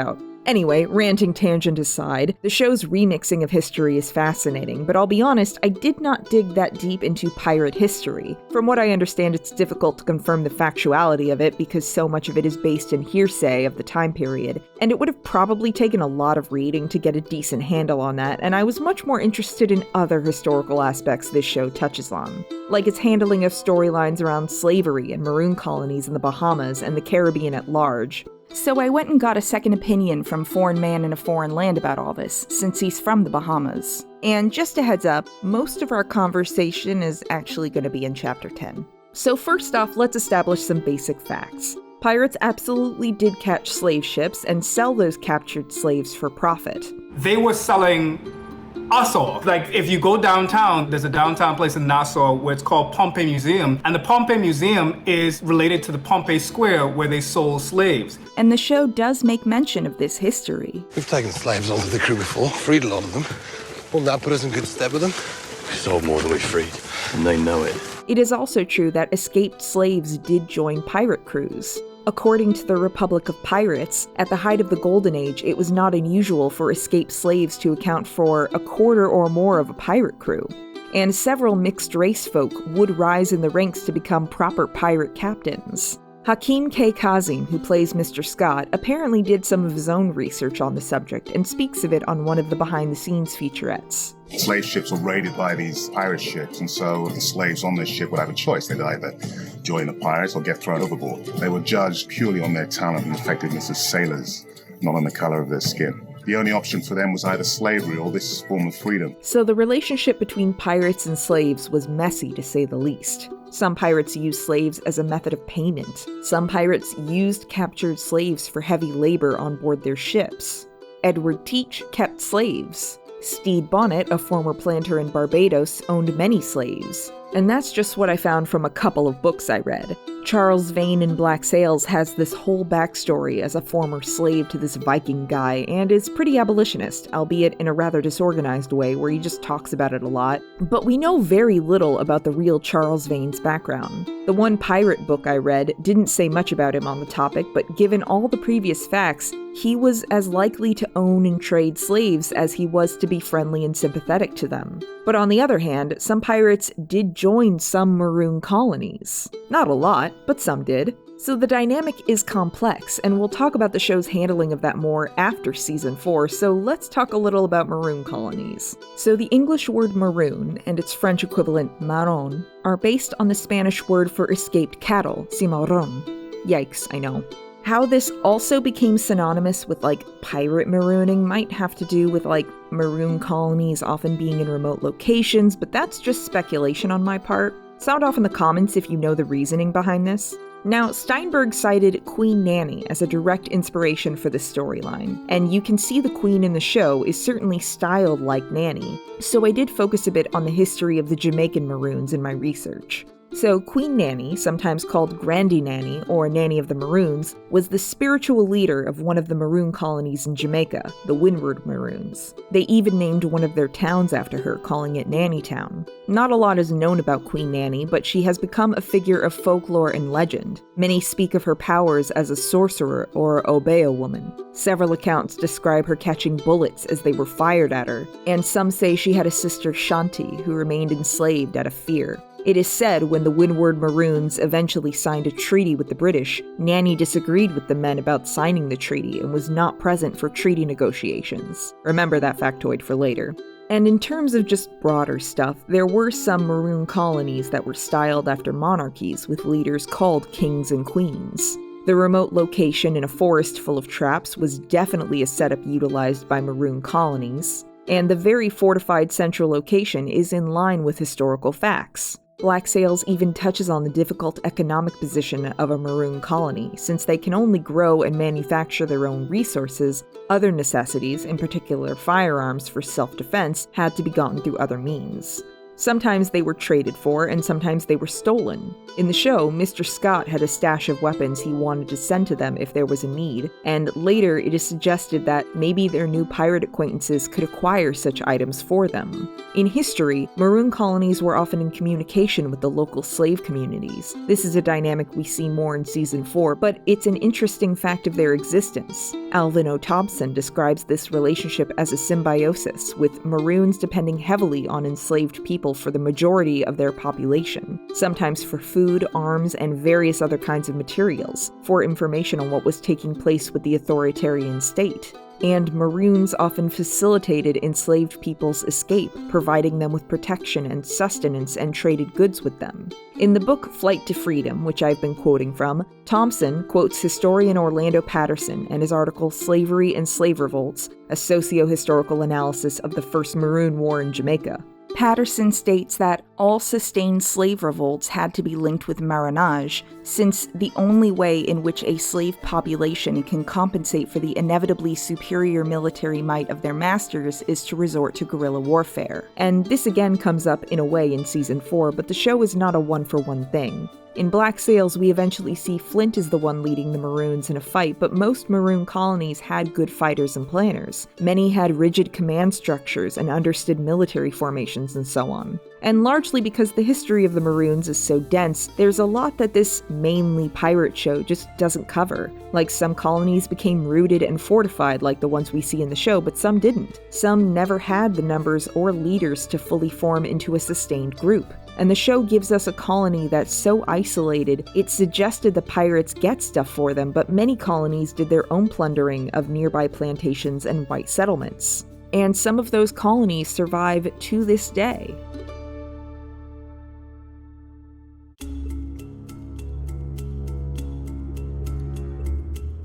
So, in the latter half of Season 3, once Mr. Scott returns to the Maroon camp injured but alive, he sees Flint's crew and tries to convince his wife, the Queen, that they can be of use to the camp. She understandably doesn't trust them. There's a great scene where Mr. Scott talks with Flint about having to be two versions of himself to survive back in Nassau and keep his family safe. But his daughter Maudie is curious about the pirates, who she considers to be her father's people. She takes Silver from that big cage one night and asks him about the crew's motivation. Initially he tries to smooth talk her, and then he tells her honestly he would rather give her whatever answer she wants to hear. And this whole time, Flint is not doing well. Still bereft from the loss of Miranda, having dreams about this figure of death and Miranda's ghost, it feels almost like Miranda is basically trying to walk him through moving on from her and letting her go. I miss you. I miss you too. When we arrive out there, I am to leave you behind. Yes. What if I were to stay? But he's basically given up, so when the Queen agrees to listen to Flint's proposal, Flint plans to sneak a weapon in there, and so if she doesn't listen to their idea, he'll kill her so the crew might have a chance at escape. Silver points out Flint wouldn't survive the encounter, and Flint seems fine with that, and Billy seems fine with that, but Silver isn't for some reason. Billy doesn't give a shit if you die tomorrow. Now, the strange thing is, I should be with Billy, unbothered by the idea of trading your life for the rest of the crew's. And for some reason, right now I am bothered by it. So Silver sits down and gives Flint a talking to, saying that the man who convinced him to give a shit about this crew could talk anybody into anything if he wanted to. And oh my god, I love these two. I love that Silver cares now, not just about the crew, but about Flint. I didn't talk about this earlier, but when they're walking into the Maroon camp, Flint is helping Silver, like Silver's leaning on his shoulder. It makes no damn sense. Compels me though. So Flint leaves the knife behind and talks to the Queen. He says yes, the pirates can hunt for the Maroons, but that's not much of an offer since they're doing pretty well for themselves already. So what he pitches instead is a revolution, freeing all the slaves in the Caribbean and maybe the world with a partnership between the pirates and the Maroons. That England takes whatever, whenever, however it wants. I am suggesting that we help each other start taking things back. And it starts by taking Nassau from the British and bolstering their numbers by freeing more enslaved people throughout the region until they are a force that must be reckoned with. What does a colonial power do when the men whose toil powers it lay down their shovels, take up swords, and say no more? And this is a compelling enough idea that the Walrus crew is freed, and Silver tells Flint he's pleased it worked, but I didn't think there was a chance in hell that was actually going to work. Me neither. Thank you. So they plan to marshal resources and allies, and that means heading to Ocracoke, Teach's hideout, to get Charles Vane. Vane went with Teach after he escaped Nassau, and after a bit of pirating and an interesting conversation with a dying Spanish captain, they found some Spanish intelligence about Nassau, which Charles read, of course, even while Teach has encouraged him to move on from Nassau to be a proper pirate and follow him. This generally involves a lot of anecdotes about Teach's wives, by the way. My fourth wife, Constance. And then I meet wife number 9. So when Flint comes to the island, intent on retrieving the man-o'-war ship and Vane, Teach tells him to fuck off. That any oaths Vane made to Flint don't matter anymore, and so the pair duel it out. And maybe on a good day, when Flint hadn't spent months starving on a boat and then again in a cell, he might have done well, but when Vane is forced to choose between his two dads, he chooses his principles and he chooses Flint. Of course, Flint was hoping to come back with more than just Vane, but because Vane read that Spanish intelligence, he knows they're concerned with tracking down a cache of gems on Nassau.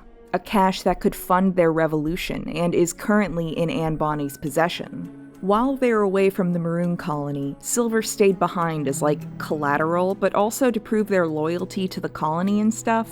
Well, Silver's leg wasn't doing great at the start of the season, the skin hadn't fully healed, and rubbing it against the prosthetic was not what the doctor ordered. And after a month becalmed and more time in the cells, it's pretty badly off. Maudie finds him in a bad way, and he tells her it's just a fever and it will pass. He says he can't accept help because he can't be weak to the Maroons or his crew or his captain, and Maudie is like, that's dumb, better weak than dead. I'm summarizing, but that's basically how it goes, and while she cares for him, the two seem to bond. There's also this scene where Silver tells her about the darkness in Flint and how, in gaining his trust and forging their own bond, he had to join him in that darkness. Maddie says it sounds like he needs a tether, somebody to keep him in the light. It's a great conversation, very thematic, I love it. But also, it is one of those moments where I'm like, okay, John, calm down. You're being a guy's friend and showing him a little empathy, you're not selling your soul. So when the Walrus crew returns to the colony, Flint pitches the Queen on their new plan to return to Nassau to get those gems so they have funds for the fight ahead. The Queen eventually agrees, and for this trip, since she must remain with her people and her husband, she wants someone there to represent their interests, someone who the captain must listen to no matter what. So Maddie comes with them on the trip. Back in Nassau, Rogers and co. are trying to figure out how to get the cash to appease Spain. Max goes to Anne and promises that if Anne returns the cash, they'll free Jack. She says they're torturing him, which they aren't, knowing Anne can't leave Jack to a fate like that. Watching Max is difficult this season because she keeps betraying her friends, but we fully understand this is what she thinks will keep her safe. She thinks this will protect her little pocket of the world, and Max is a survivor at heart. She will always choose safety above all else. Meanwhile,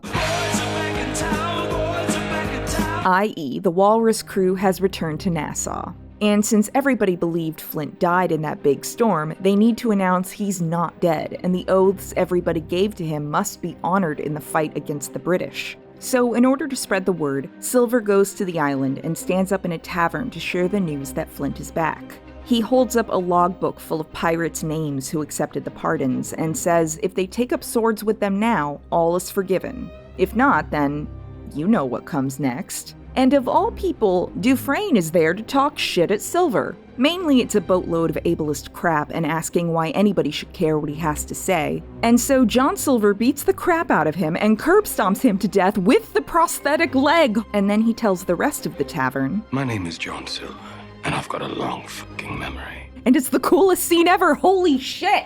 A first glimpse at how John got long.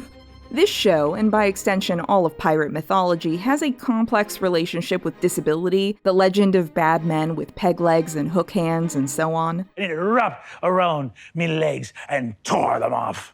Whoa! And I got a witch to spit on the stumps and stuck them back on. Holy fuck.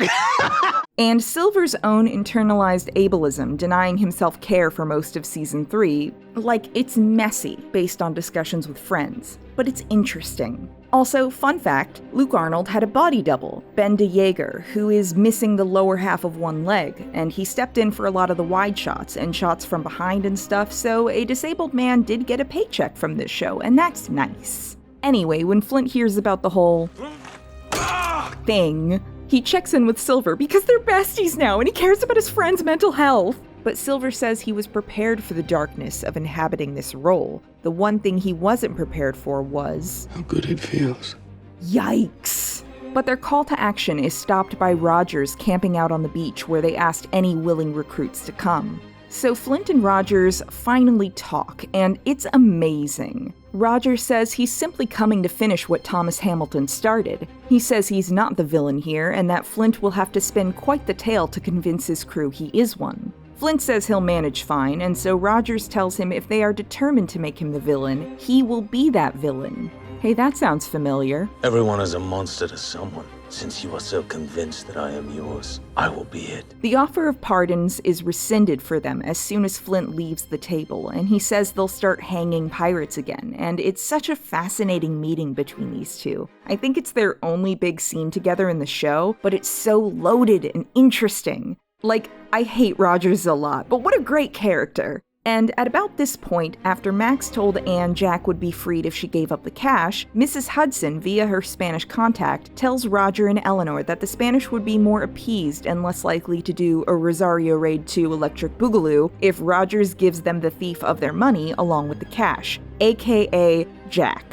This means behind Max's back, they make a liar of her to Anne, which sucks and I hate it. Anne does give up the cash to Rogers' soldiers without a fight, but only because a newly returned Charles already clued her into what was happening. They give up the cash, intending to retrieve both it and Jack before they are taken to Spain. And when we finally get to catch up with Jack, he's in a cell, gently, sensitively, and earnestly hyping up a rat in one of the greatest scenes ever put to film. Either way, you mustn't settle for whatever refuse finds its way into the cell. There's a whole world out there. that every so often rewards ambition. I cannot explain why the scene fills me with so much glee, but I think a lot about the time that Jack sat in a cell and talked up a rat. Today the crumbs, tomorrow the loaf. Perhaps someday the whole damn boulangerie. Obviously, he's kind of talking about himself and his hopes for his own future. Today the crumbs, tomorrow the loaf indeed.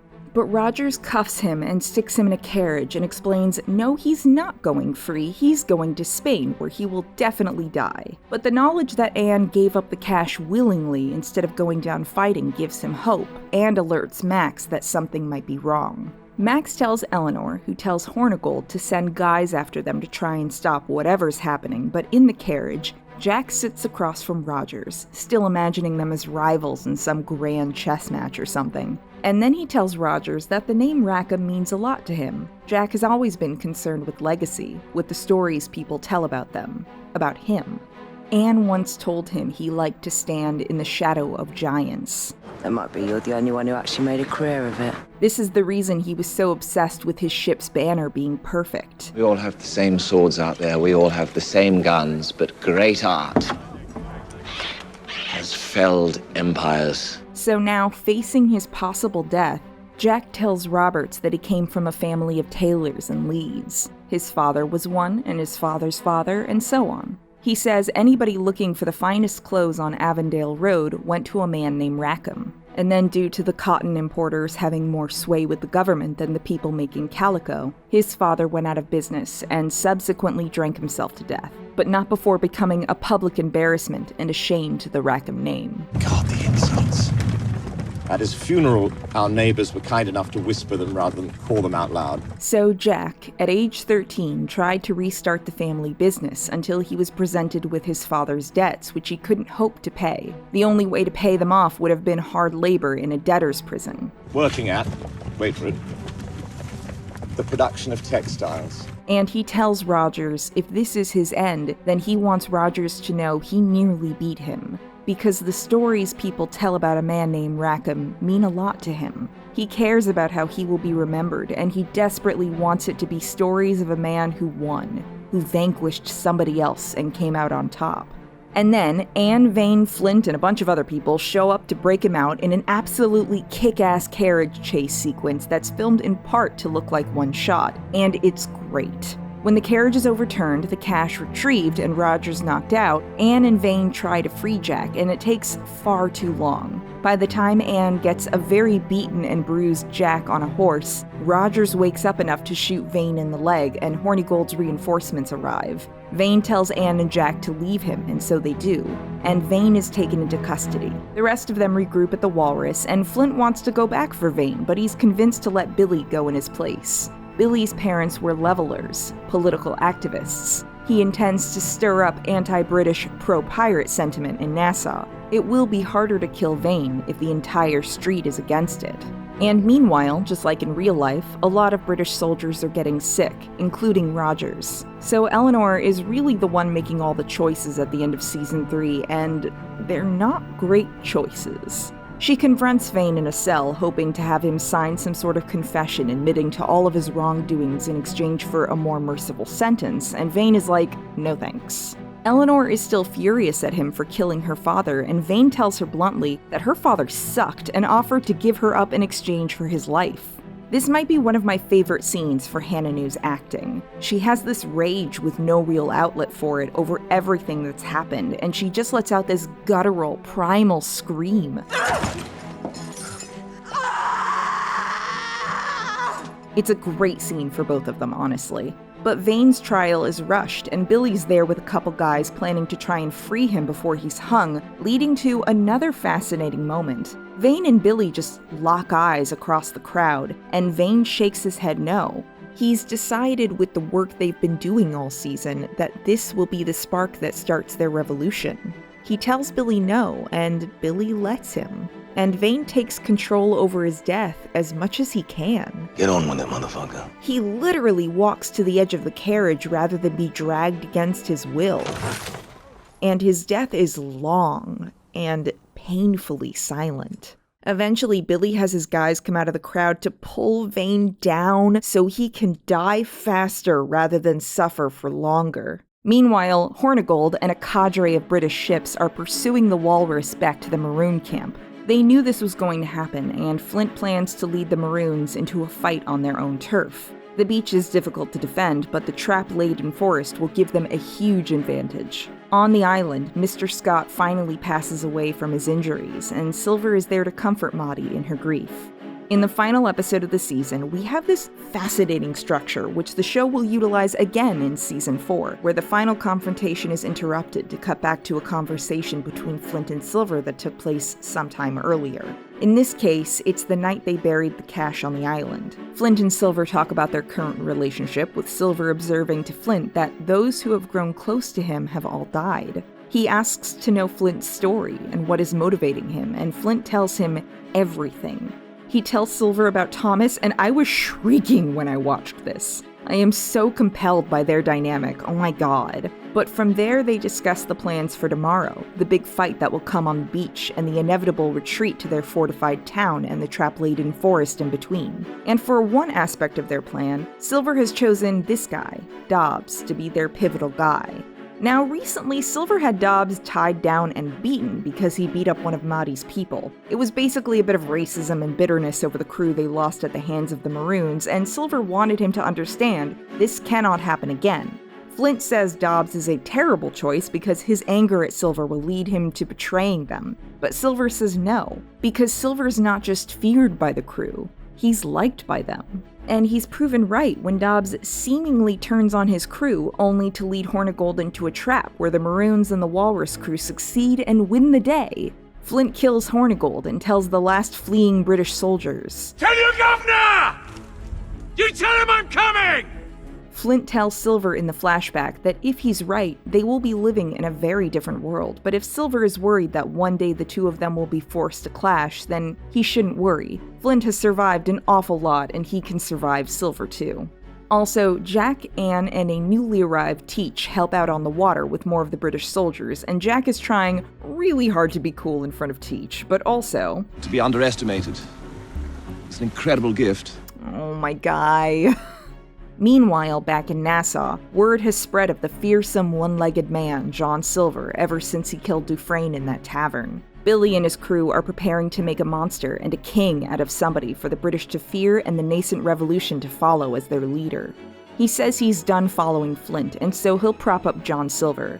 He says the real man doesn't matter much, Silver will be what they need when called upon. They send a message to the governor basically saying, watch out. And the message is signed, Long John Silver.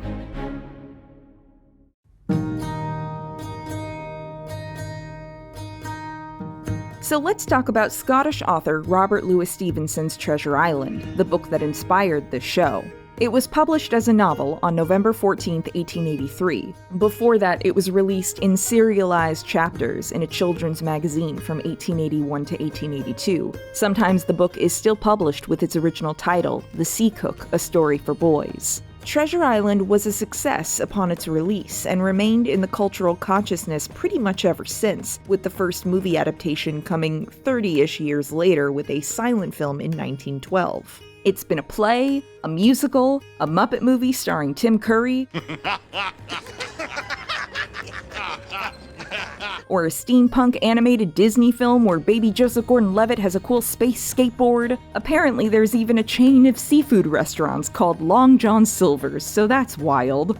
I won't bother recounting the beat-by-beat tale of Jim Hawkins finding the map to Captain Flint's treasure on Skull Island, or Billy Bones' dying words, "Beware the one-legged man," or the unknowable Long John Silver. We all know the basic beats of this story. But the interesting bit is that Stevenson was also mixing history with his fiction back in the 1880s. Israel Hands, Edward Teach's second-in-command, features in Treasure Island, and here he works for John Silver. Black Sails takes this further, bringing many historical figures into the story, and Israel Hands makes his memorable appearance in Season 4. It is believed that Stevenson may have been somewhat inspired by A General History of Pirates by Captain Charles Johnson, published in 1724. The book is seen in the show and is generally regarded as overly salacious on many accounts. But that book established many of the ideas about pirates that endured, like peg legs and Jolly Roger flags. Treasure Island would further cement these ideas along with parrots and treasure maps and so on. Popular discourse of pirates in this time period was wildly inflated. What about Charles Vane? I heard he sometimes butchered his enemies for amusement, made stew of their flesh. He was truly an animal. For what possible? I beg your pardon. And because so much of pirate history has remained difficult to confirm, for many there may be more truth in a piece of fiction, a children's story, like Treasure Island. In the book, Captain Flint is long since dead. It is said he died in Savannah, Georgia, with his last words being, "Darby McGraw, fetch aft the rum, Darby." In the book, John Silver says of him, "There was some that was feared of Pew, and some that was feared of Flint, but Flint his own self was feared of me. Feared he was, and proud." In one sequence, when Hawkins is with John Silver on Skull Island and trying to get away, Ben Gunn pretends to be Flint's ghost to scare the pirates away. The original book gives us quite a few characters from the show, like Flint and Silver and Ben Gunn and Billy Bones and Tom Morgan. John Steinberg said he wasn't going to treat the book like a Bible or something. He read it once before they started writing the show and figured anything that stuck, those were the details that were the most germane. We know Flint dies in Savannah. We know John Silver has one leg and a wife who is a woman of color.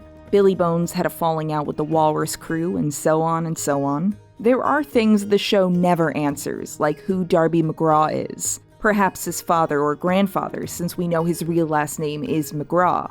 And I, for one, would love to know how Billy Bones got the map to the treasure from Flint. But that's the realm of fan fiction now, I guess. Steinberg said in one interview, "The narrative is constantly in flux, but there are pieces of it that we know are coming. You know what happened, but you don't know why and how it might be interpreted, which gives us room." But sometimes I can hear Robert Louis Stevenson laughing at us from the future.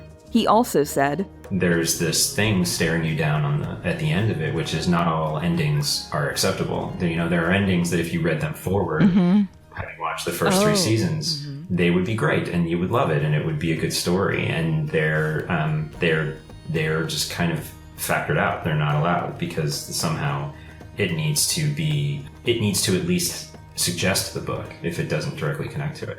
What I think came to pretty early, so I would feel comfortable saying it was baked into the process, that the book kind of strangely isn't canon for us any more than the historical record is canon for us. It is a fictional children's story about a historical record that we are writing. This is, I guess, essentially the cleanest way to describe it. If you go back and read Treasure Island after watching the show, it is an interesting exercise to see these characters translated back into the stuff of monsters and ghosts in children's stories. Jim Hawkins is forever haunted by his experiences and by Long John Silver. The final line of the story is about the boy's nightmares. "And the worst dreams that ever I have are when I hear the surf booming about its coasts, or start upright in bed with the sharp voice of Captain Flint," in the book Silver named his parrot Captain Flint, just go with me, "still ringing in my ears. Pieces of 8, pieces of 8. One bit that really stuck with me the most was the opening poem, which reads,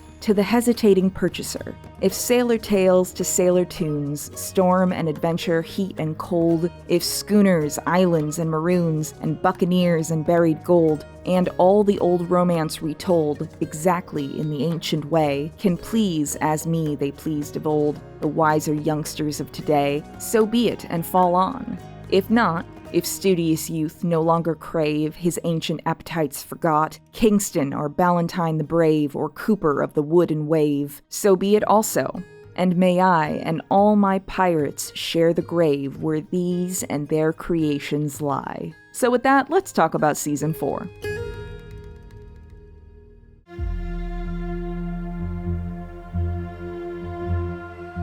In Season 4, the show fully moves into a more revolutionary mindset as the pirates and the Maroons set out to create a free Nassau in order to start the war to basically end slavery. At the beginning of the season, we get some nice time catching up with our characters. Silver and Flint are cute and chummy. And here I sit, at the head of an army of men, each of whom, present company included, has certainly considered killing me.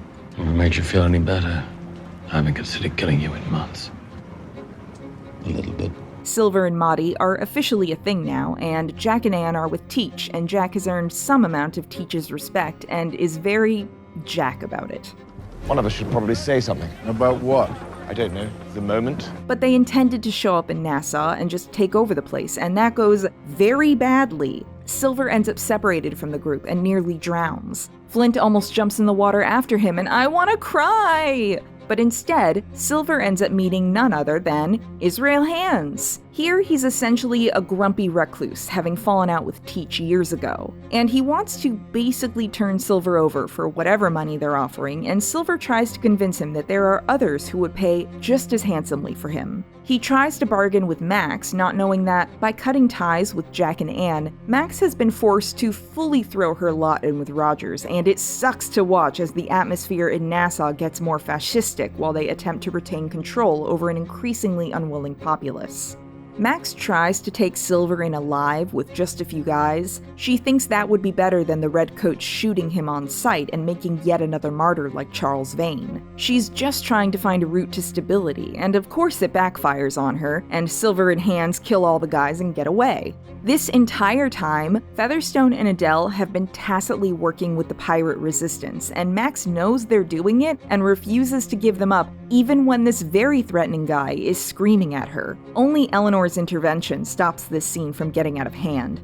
Max and Eleanor are very interesting this season because they are the only women in positions of relative power on the island and the only ones who will speak honestly to each other. Last season they cleared the air with old grievances, and now, even when they disagree with each other, they've got each other's backs. It's really compelling. But in the meantime, Flint, Maddie, and the survivors of the Walrus make it to shore, where Billy meets them. He was supposed to have warned them about the assault waiting for them, but somehow the message got lost. Max is the one who made sure it got lost, causing a lot of deaths and heartbreak, and none of them know yet, and oof. Max's attempts to maintain the status quo in order to protect herself are understandable, but tough to sit through.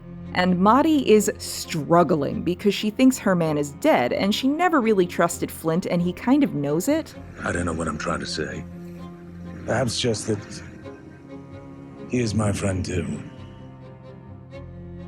Flint shows up in Nassau expecting to be listened to, but Billy has gained a reputation among his men on the island, and Billy wants them all to go and raid the Underhill plantation, so the slaves on the plantation can boost their depleted ranks. Flint wants to go straight for Rogers, and Maddie basically intervenes and says it's best if they go with Billy's plan. But it turns out all the local plantations have been punishing any slaves who revolt by separating families across the plantations and harming the relatives of any revolting slaves. So the slaves will not join them until they know their families will be safe.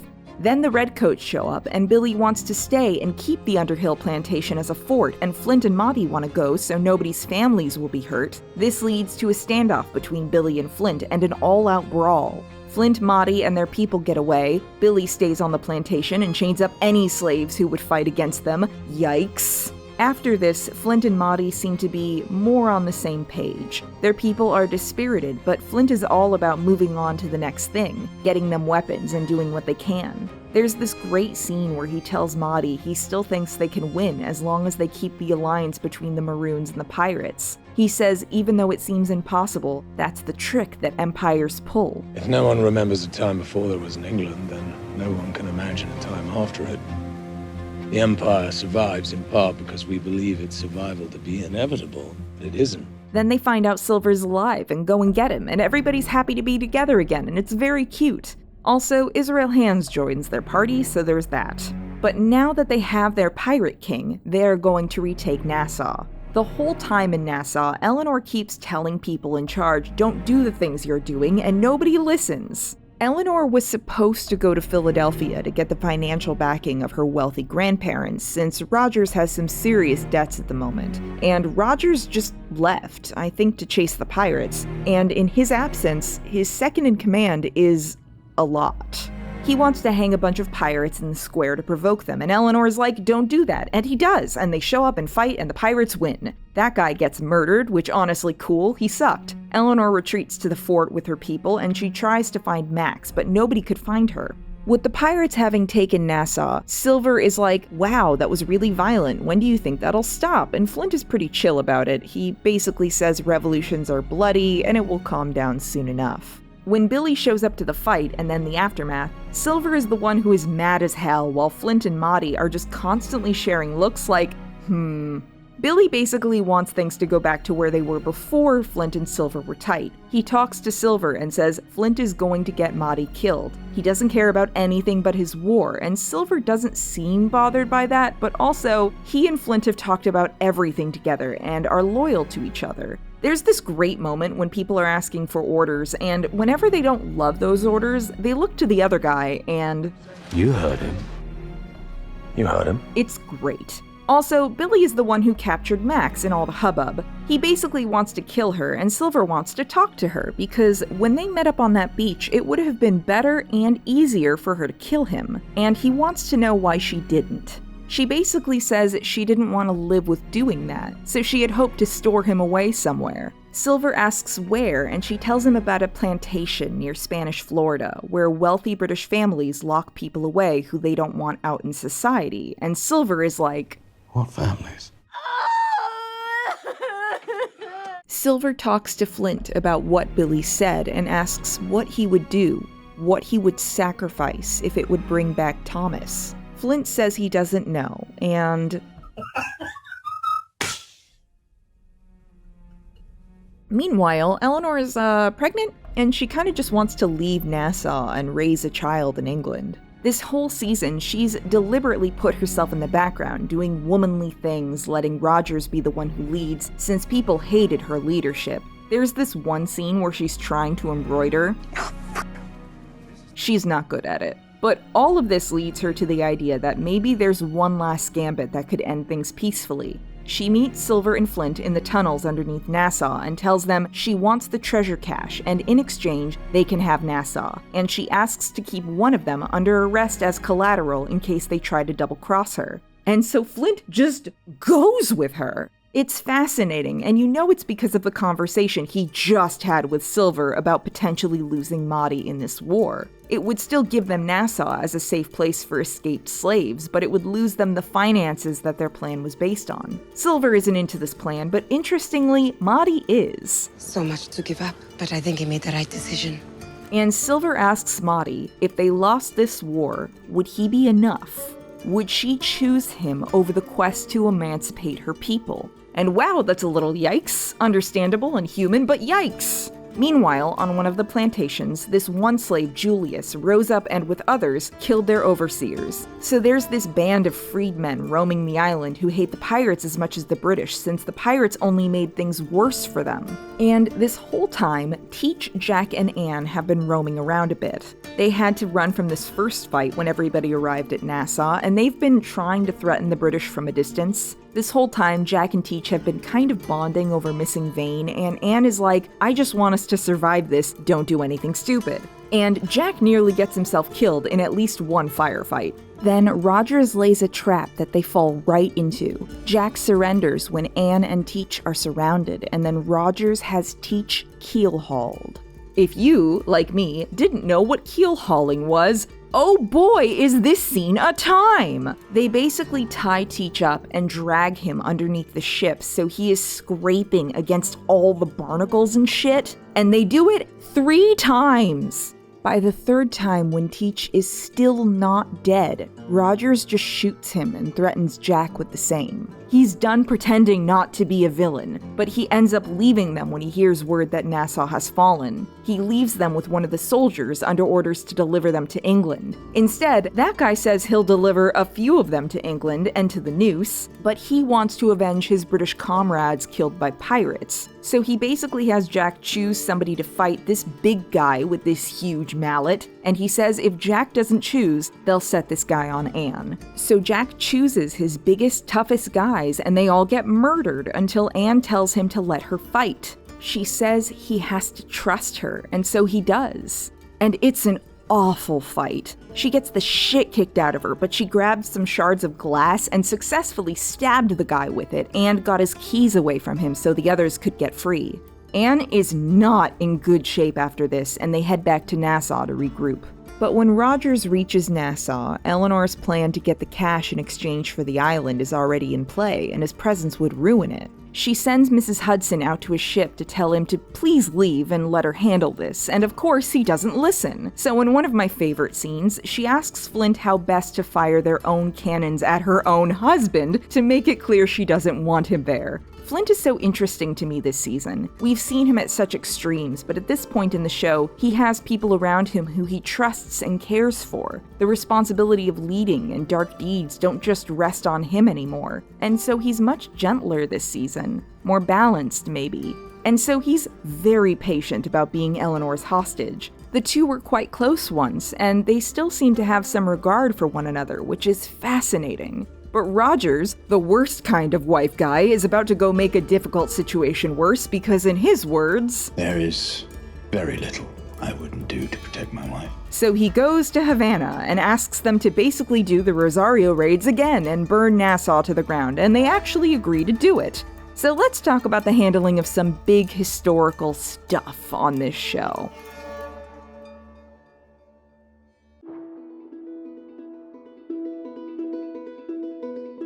Normally, I would put a chapter like this much earlier in the video, but there was so much necessary context that needed to be laid out before we could discuss this show's handling of some big issues. Like, there are the little critiques I have of this show. The use of the, forgive me, I don't know the precise name for it, but the sort of turban that we see worn by Flint, Billy, Anne, and Vane, among others, could be an example of Orientalism, or it's possible that Flint's time with the Royal Navy might have brought him into contact with Barbary corsairs, who he might have adopted this fashion from.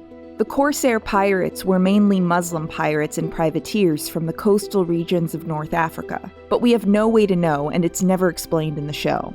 Also, by virtue of all the Treasure Island characters in the story essentially having plot armor, the crew of the Walrus does get progressively and unavoidably whiter as the show goes on. Also, Vane's hair, and the sheer number of white pirates with dreadlocks on this show, it's not a sensible or realistic hairstyle for white folk. Our hair isn't made for dreadlocks. White people's hair gets gross and moldy if left in these thick, unwieldy dreads, which are very different from, for instance, Maudie's braids, as shown in season 3 and 4. Anyway, here's a great video from Shakespeare on the whole it's just hair thing, specifically around black women's hair. It's linked in the description.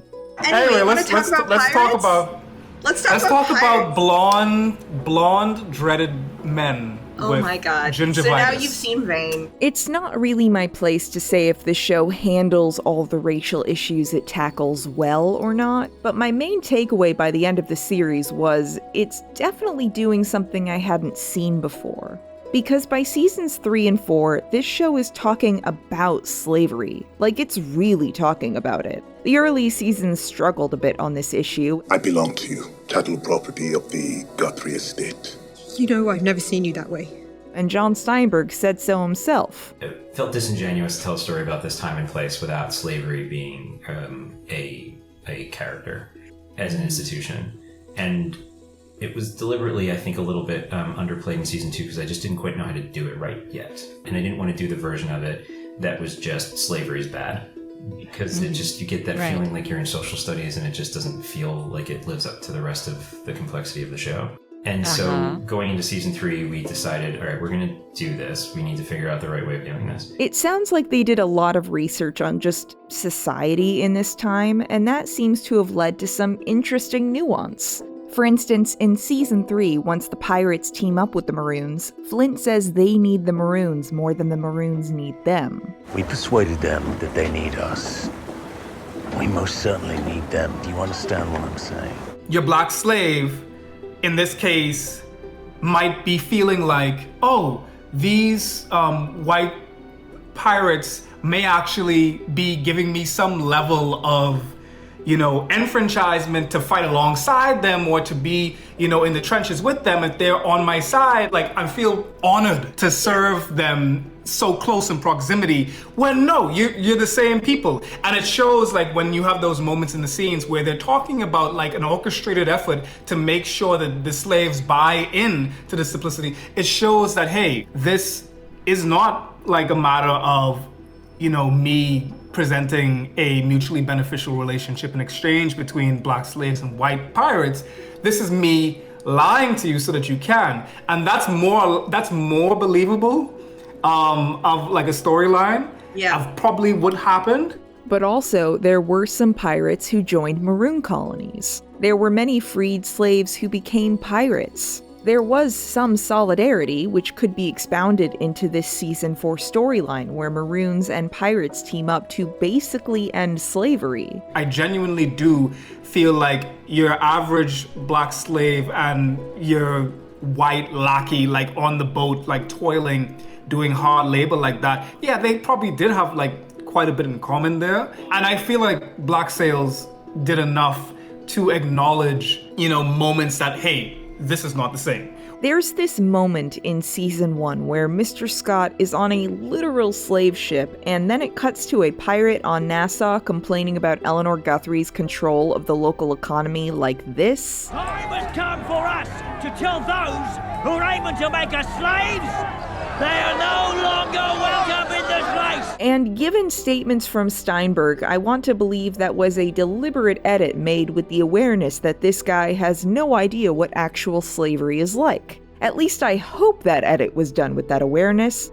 In season 4, as we spend a little more time with Julius, the leader of the local slave rebellion on Nassau, he states on several occasions they have very little reason to trust the pirates because if the time comes where they no longer have a shared goal, which of us standing here are likely to be the ones who benefit and which the ones so back into their chains? Of course, what is depicted in season 1 with Mr. Scott on the slave ship is frankly deeply upsetting to watch and could be alienating to black viewers. Foreign said he had a hard time getting past those scenes, but he also said without that foregrounding, the pirate-maroon alliance of the later seasons, which is already historical fanfiction, would feel like a complete fantasy. Like if there wasn't this depiction of the atrocities of that time period in particular, I'd have been like, okay, this is fantasy. At this point, like I'm more like the fantasy to reality spectrum is a little bit leaning. But like the fact that you do balance it with these uncomfortable moments and you do it first. So like there's kind of like a payoff that you get when you get to this fantasy arc, like I had to get past like that first and second. And I mean, who knows, like maybe for some people in the fandom, yet again, like what does the fandom look like? Some of them might like that a little bit. Like some of them, might be accustomed to seeing black trauma porn. I truly don't know the numbers on like who was watching Black Sails and who wasn't. I don't know what the reactions were to the plot lines in season 1 with Mr. Scott and Max versus the later stuff. To me, season 1 felt like stuff I had seen before, and the storylines in season 3 and 4 felt like something new. And again, this alliance in seasons 3 and 4, this solidarity and arc towards a whole different history that we know did not happen. It's historical fanfiction, but it is an interesting one because the pirates are not doing it for solely noble reasons. Flint is a character who I think believes anything he says while he's saying it, so when he starts preaching about maintaining their alliance with the Maroons, maintaining that loyalty to their cause, we know that's because that's the way he can achieve his goals. Although scenes like this one are great. If no one remembers a time before there was in England, then no one can imagine a time after it. And Flint's eventual aligning with Maddie is great. But we know at his core, his motivations are not pure and selfless, which I think adds something to the dynamic that goes beyond the typical white savior media I've seen before. But the content of those early seasons might be too big of a stumbling block for some people. I can tell you at least one friend of mine who is a black woman found season 1 pretty unwatchable for these elements, along with Max's sexual assault, although she loved the rest of the series. And I'm sure fans of this show who are people of color have probably been discussing this since the show aired. Portraying this kind of trauma to foreground this more hopeful, ahistorical story in the later seasons is a choice that may have worked for some and not others. I'm genuinely curious to hear from any people of color who are watching this how they felt about the show's handling of these issues between seasons 1 and 2 versus the handling in seasons 3 and 4. But there's also the very weird bit that is Vane and his sort of slavery emancipation bit. In season 3, when Mr. Scott is telling Vane to let the slaves he accidentally stole help them rebuild the fort in Nassau, on a rewatch we know Mr. Scott must be feeling a lot of complex shit in that moment, and I think the actor does a great job. But in the moment, a white man is upset at all of these slaves, and a black man is saying it's okay. I understand why you are here, and I understand why this troubles you, but they do not understand.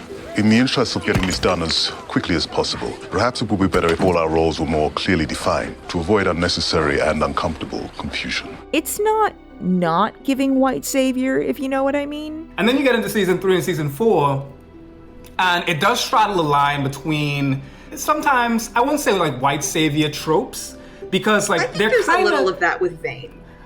I don't want to say it that bad, but yeah. No, listen, he has fucking dreadlocks. I'm very judgmental of Vane.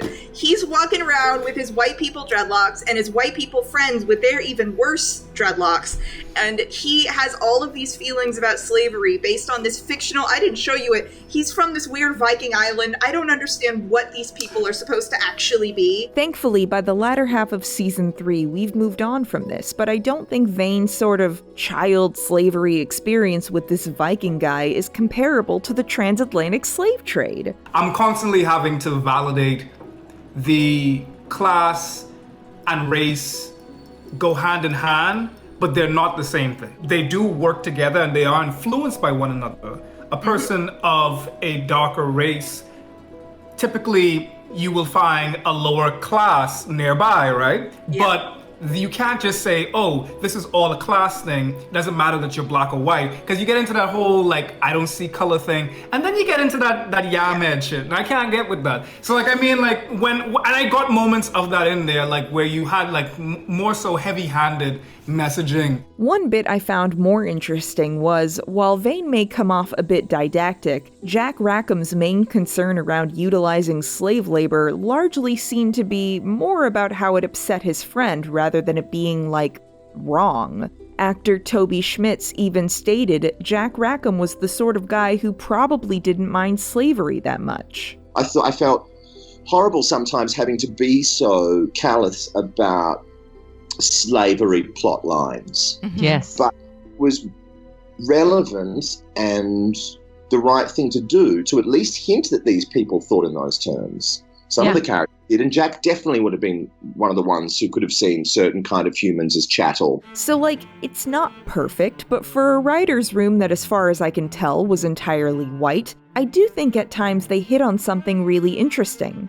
One other bit that I noticed, particularly in season 1 and season 2, was that Max was the only main character who was a woman of color in a show set in the Bahamas, and she's very light-skinned. Obviously, later we get Zaitu Dulomo Mipafales Mari, and we do have Eme, played by Sibongile Melambo from season 1 onwards, but she is a minor character. Now, if you're wondering why I'm sweating this, Khadija Mbowe did a great video on colorism a few years back, and it's linked in the description. Although Foreign pointed out that in order for Max to have the storyline she did, in that time period, she would have to be light-skinned. Honestly, that part is very believable to me. Yeah. Like, cause I wouldn't expect anything darker than Max to get any proximity to anybody that was not just like your indigent black slave. So yeah, you're not gonna find Lupita Nyong'o like like next to white people in this time period. Another bit that I worried about was the sheer amount of scenes of white folk discussing the fate of Nassau, sometimes with Mr. Scott, the Maroon Queen, or Mahdi in the room, but just as often not.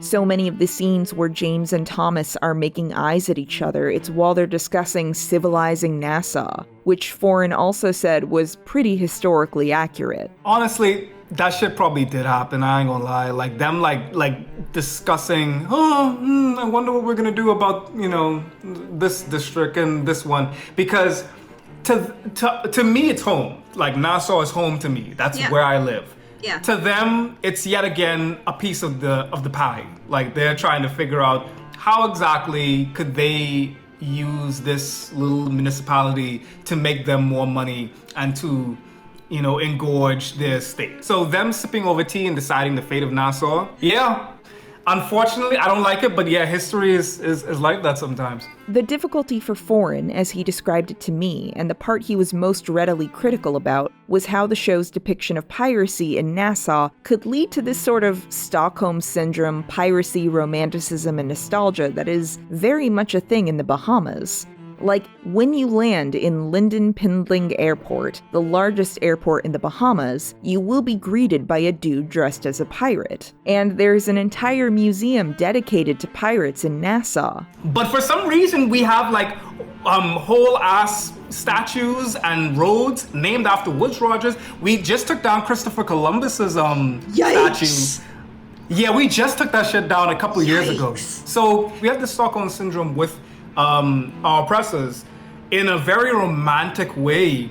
And the only thing like with this series that like I would begin to prod at and criticize is just like, does it kind of perpetuate or like normalize those feelings? As Gail Saunders and Michael Creighton wrote in Islanders in the Stream, the survival of Blackbeard's name in a Nassau tavern, a well, and a lookout tower may attest simply to the appeal of a vicarious and romanticized piracy to the modern tourist industry. But what is one to make of the naming of a line of out-island mailboats after Major Stede Bonnet, the Barbadian desperado executed for piracy in South Carolina in 1718? More curious still, there is the mysterious Abaconian folk figure of Old Bunce, half Guy Fawkes, half Mummery Monster, paraded through the streets of Green Turtle Cay each New Year's Day to provoke amusement and exact tribute, who is seemingly named after Phineas Bunce, one of the pirates executed by the first royal governor, Woodes Rogers, also in 1718.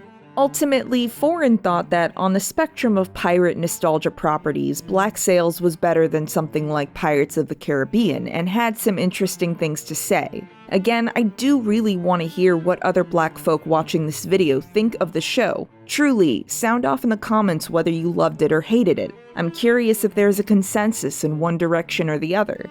So now, let's get back to Season 4.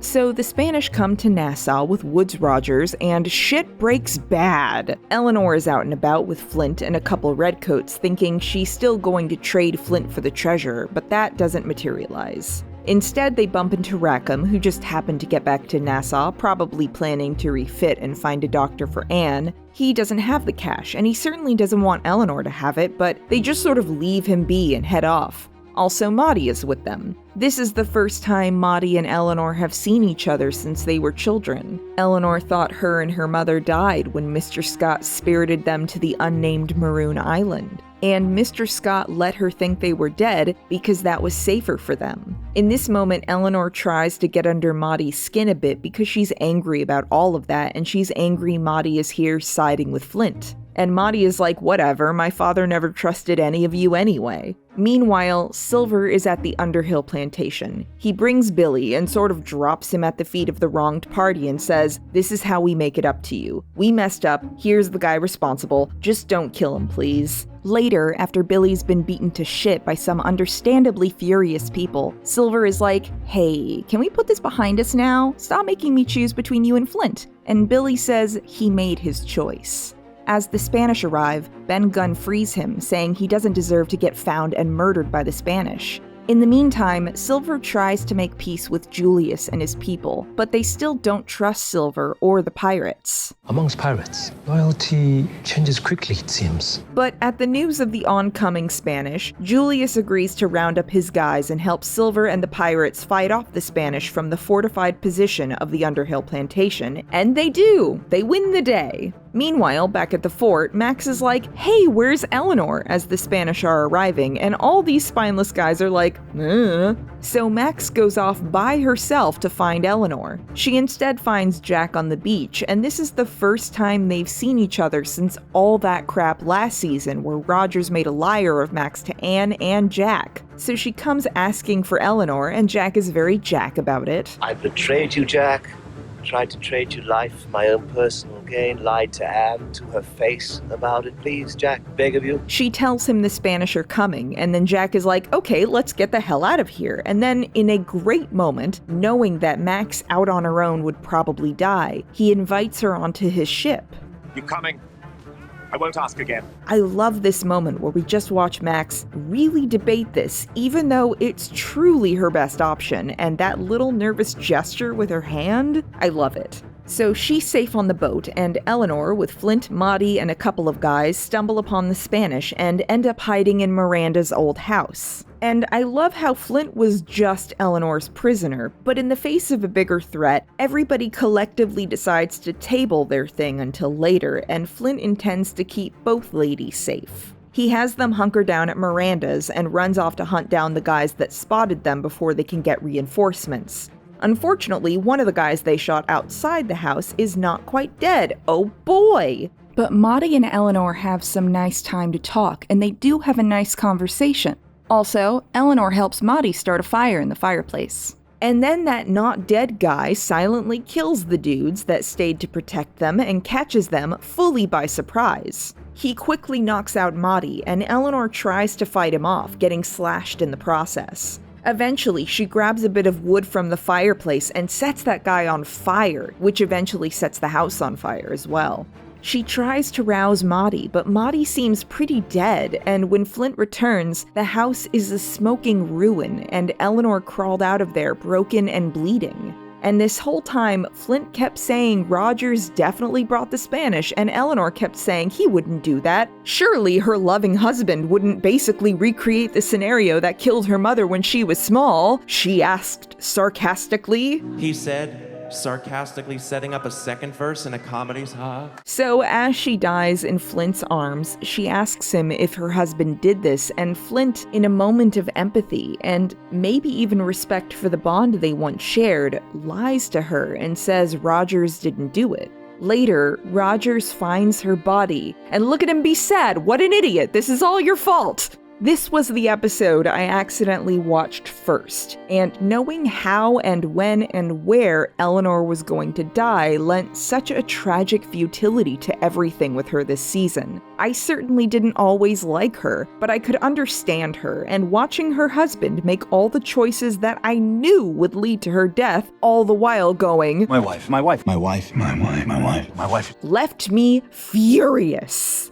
After she's dead, he learns from Mrs. Hudson that she was pregnant, and he begins to sort of hallucinate Eleanor sometimes. This moment when her corpse is suddenly staring at him accusingly as a tear runs down her cheek is haunting. It's, well, an obvious parallel to what happened with Flint mourning Miranda at the beginning of Season 3, but for very specific reasons, I don't interpret this as Eleanor's ghost, and this is, if anything, an artsy but inaccurate bit of mental illness rep. It works well for the story, and it makes me hate Rogers even more, which at this point we're supposed to, but yeah. And also at this point, Maddie seems to be dead. Flint has to tell Silver about it, and it's a lot. And it's heartbreaking, and yet both Silver and Flint are still good, and it's nice. I need you to know that I did everything I could to keep her safe. It wasn't your fault.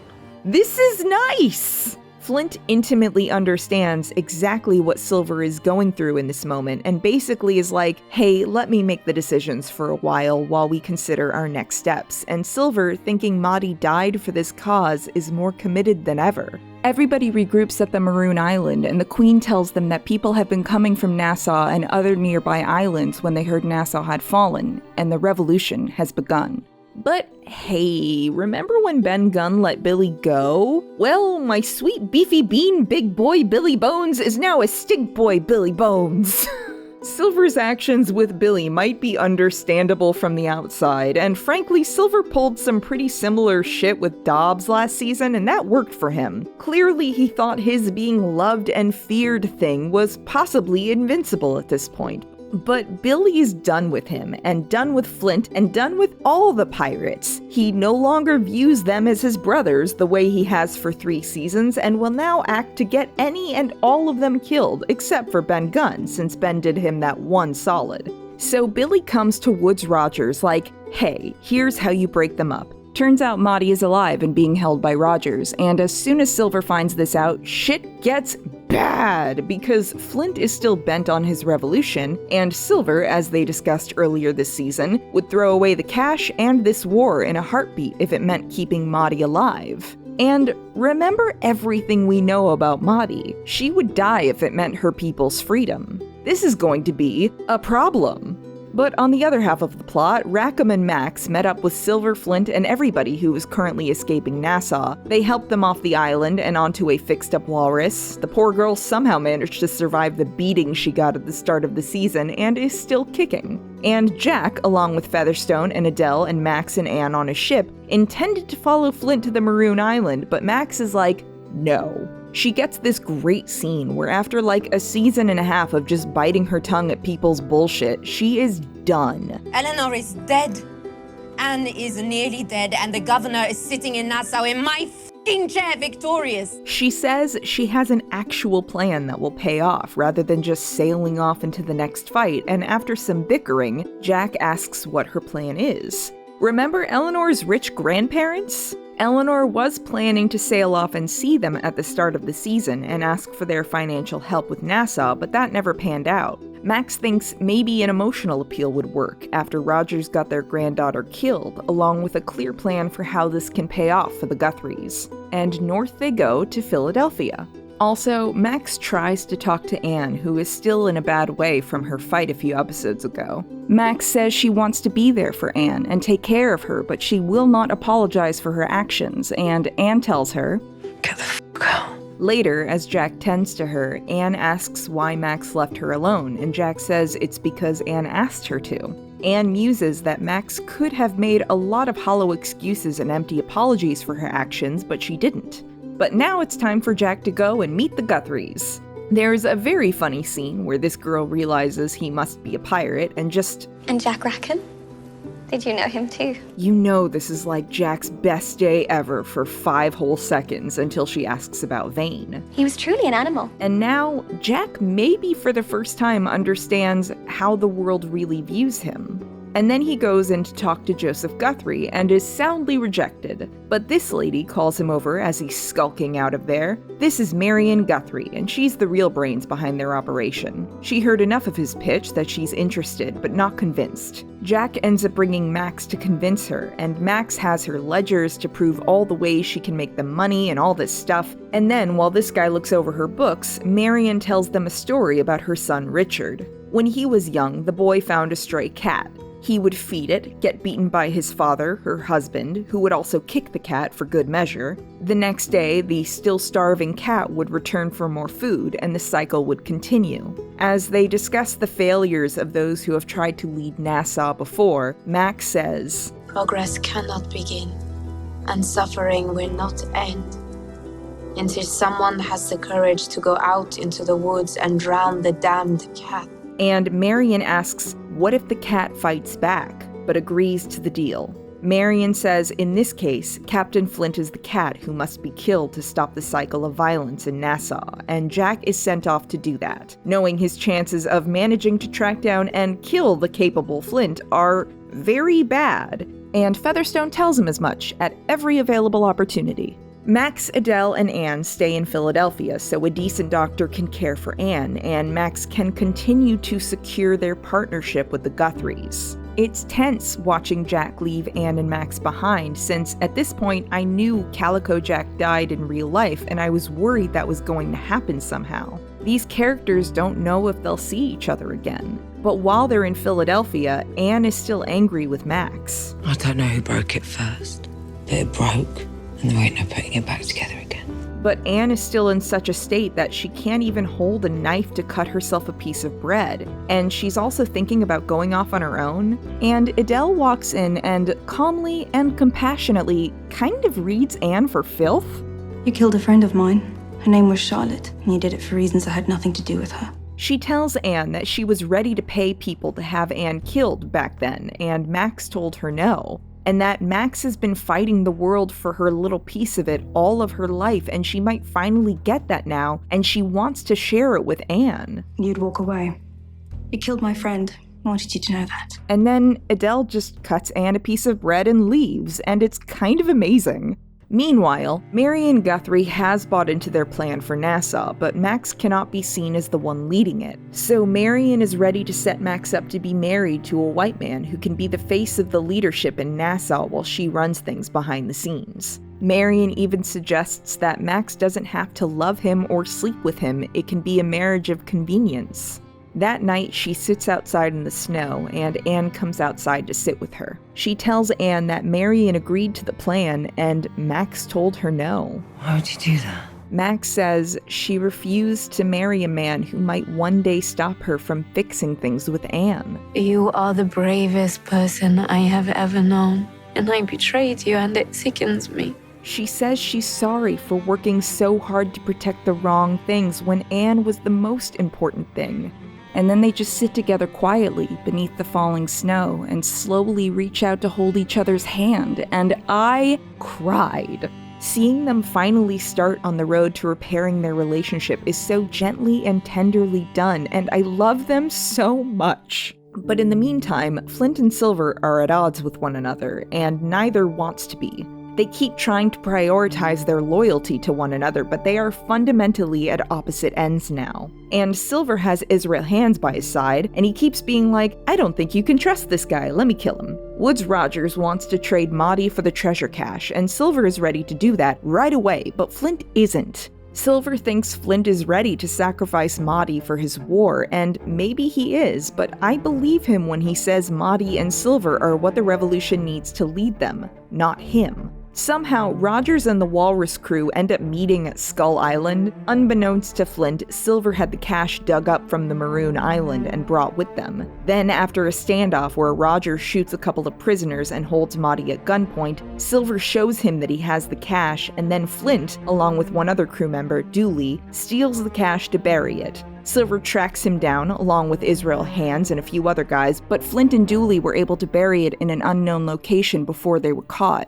And Flint says he wants them to get Maudie back and then use the cache for their war, but Silver doesn't want to fight anymore. Nearly losing Maudie was the worst thing he could imagine, and he doesn't want to experience that again. And while Flint and Dooley are lugging the cache around, Flint is like, once we get Maudie back, he'll come to his senses and come back to our side of things. And Dooley says if he doesn't, and it comes down to it, Dooley will kill him. And this entire time, Rogers keeps having these conversations with Maudie where he asks about Eleanor before she died and tries to bargain with her. He blames the pirates for Eleanor's death, even though it's literally his fault, and Maudie tells him so. But he offers freedom for her people and her people alone. Any future escaped slaves are to be sent back to their masters, and then he says, Accept the treaty. I will consider no treaty of yours. And John Silver lives. Refuse. And he dies. But Maudie says she will not accept a treaty with a man who puts people like her in chains. She says this is Flint's war, and it's her war, and it's a war for freedom for all of her people, and she will not accept half measures. So once again, we know that no matter what Silver says, he's going against Maudie's wishes to bargain for an ending that isn't revolution. But also, during this scene, Roger sees a specter of Eleanor knitting in the background, and she was learning to embroider, you piece of shit! Sorry, I'm genuinely still so angry about that. Truly, I'm enraged. But also, during episode 9, as Flint and Dooley are burying the cache and Silver is tracking him down, we cut away to sometime, probably after the end of season 3, when Flint and Silver were on the Maroon Island and the closest they've ever been, and Flint taught him how to fight. At one point, Silver observed that all Flint was doing was teaching him how to beat Flint. I'll take my chances. Shall we? And later, Flint realized that he had just recently told Silver everything about himself, but Flint knows nothing about Silver's history. Silver brings up the boys' home, and Flint says that's all a lie, and he knew it even then. Details of it bled into other stories that Silver told the crew. I spent 3 years at the St. John's Home for Poor Orphan Boys. During that time, I knew a boy named Solomon Little. And as we're unloading our cargo, we watch a gathering in the square. A gallows, and we watch as they haul up a man named Solomon Little. And Flint observes that as he told Silver his story, Silver inserted himself into it. It would seem that those closest to you meet their end not just during the relationship, but because of it. And as I sit here, I'm acutely aware there may be no one closer to you in the world right now than I. Flint says Silver positioned himself such that, were you and I ever to come to blows, I'd be forced to hesitate before doing you any harm. Silver says it isn't important, and eventually tells Flint that he knows all of Silver that he can bear to have known. That is to say, you know my genuine friendship and loyalty. Can that be enough and there still be trust between us? And in the present, Woodes Rogers has men sneak through the water to set the walrus on fire, preparing to target men as they escape the burning ships to the shoreline. And as the walrus burns, Silver and Flint argue. Flint says they're wasting time they can use to free Maudie, and Silver says they're a partnership only so far as they do what Flint wants and how he wants it. Something he said all the way back in season 2. We're both better off now than we were 2 minutes ago, yet you're angry about it because it didn't happen your way. Flint says that Maudie agrees with him, and if it costs the war to save her, then Silver will have already lost her. Even you cannot construct a story to make her forgive you that. All the while, the show is intercutting between the present and those flashbacks of Flint training Silver until Silver could finally beat him. Then, Dooley appears behind Silver, clearly ready to finish him off, and... No! Don't! Flint kills Dooley rather than let Dooley kill Silver. Then they hear the explosions as the fire on the walrus reaches their store of explosive powder. And then we get one final flashback of Silver explaining to Maudie that after everything Flint has been through, Silver has earned his true loyalty. So he's going to have mine, and as long as that is true, I cannot imagine what is possible. And then we cut to the pair of them standing on the cliff along with Israel Hands, staring down as the walrus burns. No! God, please, no! No! No! No! Then the final episode opens on this plantation. It's the one Max told Silver about. It's in Savannah, Georgia. A captain named Tom Morgan is there to ask a few questions. The guy who runs it has this whole spiel which sounds pretty nice. I would argue that justice demands we do better than that. That a civilization is judged not by who it excludes, but by how it treats the excluded. This guy says he's only concerned with protecting those in his care, but Tom Morgan says he's there representing Long John Silver and he wants to know, is the prisoner we are looking for here, or isn't he? Back on Skull Island, everything is shit as Flint and Silver try to save as many members of the walrus crew as they can. Billy Bones is there on a boat, calmly shooting down guys one by one, and that is when Jack Rackham arrives. They manage to track Flint down, and yeah, Jack is kind of there to kill him, but Rogers is there, and so much is happening, and so they just help everybody who's still alive onto their ship. Flint, Silver, and Rackham have a chat where nobody tells anybody anything of value except the cash is buried on the island, and they'll work together for now. They are all way more concerned about Maudie, or taking down Woodes Rogers respectively, so we get one last big knockdown, drag-out fight. Flint and Billy fight, Jack and Woodes Rogers fight, and Silver goes to find Maudie. At one point, he finds the ship's cook hiding below decks, like he was hiding below decks in episode 1, it's Callback City now! And when Silver finds Maudie, for a moment we think maybe she's dead, but it's okay, she's just sleeping, and she's okay. And when she gets up on deck to see the fight freshly won, the way she looks at Flint is like, look, they're not a romantic thing, but ideologically, they are more united than she is with her man in this moment, and Silver knows it. And then he takes Flint back to the island for a talk. He basically pulls a gun on Flint and says, please tell me where the treasure is and let me end this, and Flint says no and has this speech. I'm going to read it to you in full, and I'm definitely not as good as Toby Stevens. I'm sorry. This is how they survive. You must know this. You're too smart not to know this. They paint the world full of shadows and then tell their children to stay close to the light. Their light.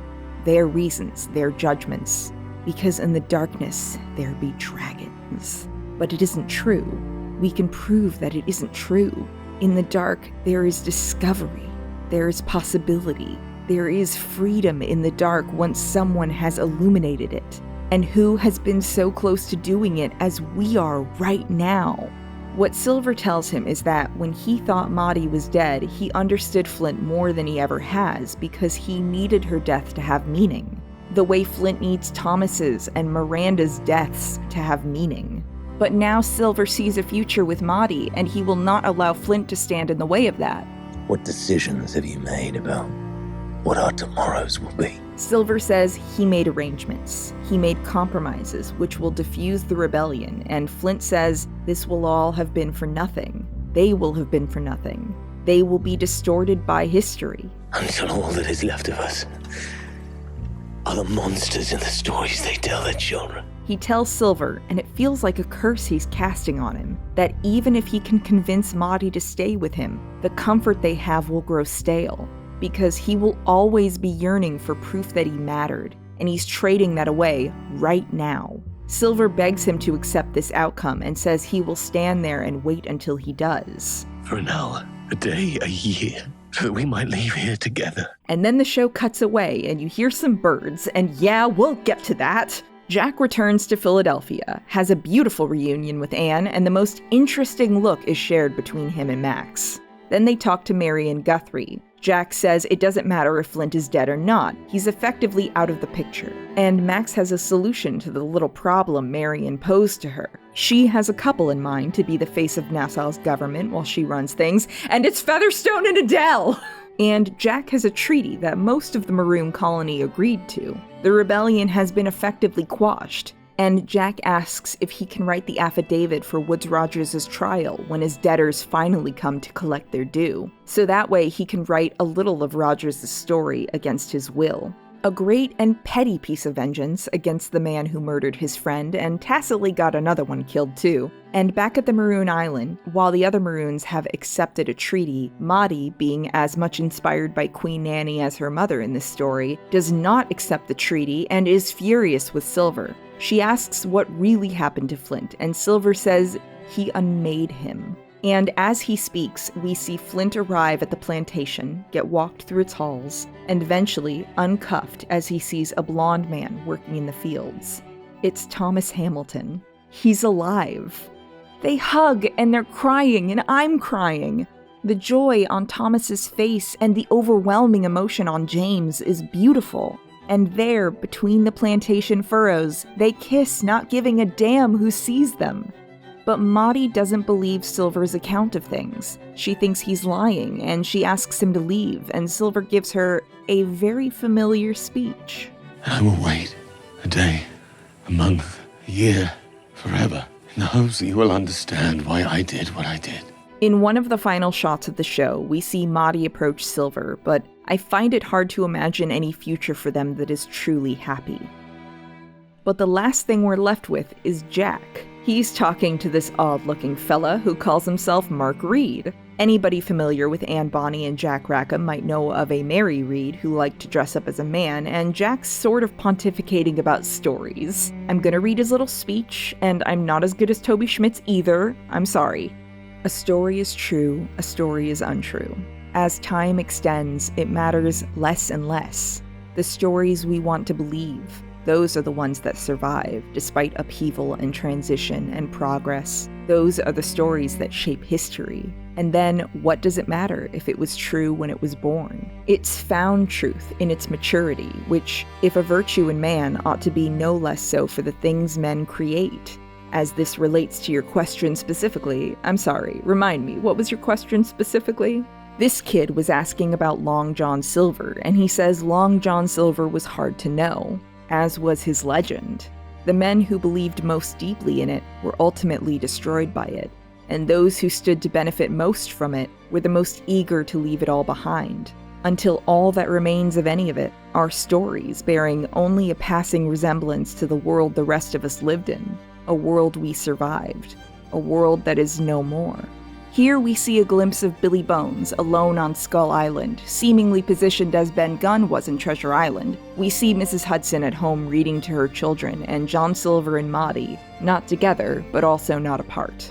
And the boy says he hears that world isn't over yet, and Jack says, well, officially it is, and smiles up at Max, and leads this short king onto their ship.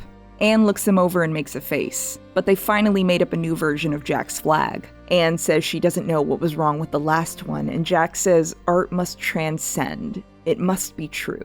Then they unfurl the Jolly Roger flag, and Jack looks at it and says, It's fine. It's fine. And that's the end of the show. So, okay. I find it interesting that in the final 2 episodes, we see the show transition from being Flint's show to Silver's show. Although we know so much about Flint's internality and his story, we're cut off from him emotionally by the end. His final moments told to us at a remove by Silver. And by the end, we're really following Silver. We're seeing what he feels about how this played out, even though his story is completely unknown to us. We never find out what's driving him, and so he just remains a mystery that we invest in. Now, I'm going to say that I have heard how some people interpret the ending. I don't like that interpretation. I will tell you mine. If you disagree, all the power to you. Whatever floats your pirate boat, go with God, shalom. So, a lot of people think Silver did kill Flint in this final standoff, and I don't think he did. If anything, this is the death of Flint, yes, but James McGraw is still alive. Flint is a character that he put on. In Season 2, James told Miranda the whole backstory of this guy named Mr. Flint who climbed aboard his grandfather's boat, asked for some rum, and then disappeared into the ocean. That's who Flint chose to emulate himself after when he chose that name. Somebody he could wear for a while, and then put back. Now, on the other hand, I think the more interesting debate is whether or not this is a happy ending. Because obviously, we as viewers throughout seasons 3 and 4 know that there wasn't some huge slave uprising in the 1700s, and for a show that purports to be a prequel to Treasure Island, which is set more or less in our real-world history, obviously some stuff that we want to happen is not going to happen. But larger historical implications aside, I can't really abide by Silver's actions by the end of the show. He takes agency away from Maudie and Flint to achieve his idea of a happy ending, and readers of Treasure Island know he's not that happy of a guy down the line. Flint's speech in that final scene is rather prophetic. Silver will forever be chasing his old glory days. And when you look beyond just the fate of Flint, Silver, and Maudie, even the nicer parts of the ending aren't going to be that nice for long. Because history is coming for all of them. The real Woodes Rogers did go to debtor's prison, and then he came back once more to be the governor of Nassau. Max will not get her happy ending for long. Jack Rackham was hanged for crimes of piracy. Mary Read died in prison, only Anne's fate is unknown. I choose to imagine that for this semi-fictional, semi-historical version of Anne Bonny, she would not say her recorded last words to Jack Rackham. I'm sorry to see you here, but if you had fought like a man, you need not have hanged like a dog. I just don't like that for this version of these characters. And Jack Rackham, tragic clown to the end, looked at his legacy, the art that would live on in legend and history like he hoped for, and he found it wanting. How funny, and yet how sad. Does Black Sails have a happy ending? Hell if I know, but it's one that sticks with me. So much so that I'm afraid to look at the word count of this essay. I know it's too long, I'm so sorry. One thing that really impresses me about the show is how they took these characters from a story written over 100 years ago and created these characters that fit the names Robert Louis Stevenson gave them. Although it's very probable that, in fiction, John Silver is just a name that he chose, much in the same way that McGraw chose to call himself Flint. But they became their names. Flint is hard-edged, stone of the earth, a fire starter. Silver is malleable. It can be melted down and made into something new. It could be the fleeting glint of light on water, and it can be the color of treasure buried. They each chose names that defined them. One hard, of the earth. One as changeable as the sea.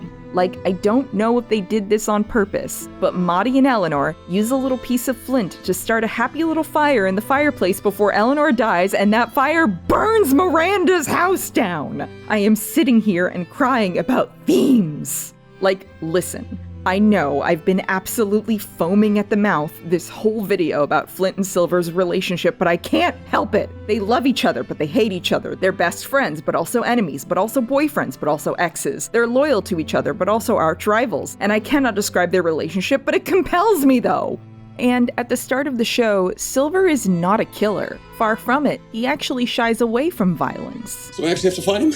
Although he accidentally ends quite a few lives over the course of the show, and I say accidentally because he makes this face like, oh no, whoops, every time it happens. But in Season 3, we see the shift after he kills Dufresne for calling him a bunch of cruel things, and he tells Flint he wasn't prepared for how good it feels. While Flint is no saint, I think he generally sees violence as a means to an end, although he is certainly revenge motivated and definitely takes satisfaction from killing those who he blames for harming people he cares about or his community at large. But generally he seems to view violence as a necessary if upsetting fact of life. In Season 2, when he spoke to Miranda about creating Flint, a man made from the whims of the sea who he hoped to send back to the waters one day, James said he feared him and what he would do. Silver talks about relating to Flint as a journey into darkness, but Flint says in the darkness there is discovery. Flint hates being the monster people fear. He plays the role of a monster because he feels that he must in order to end England's tyranny.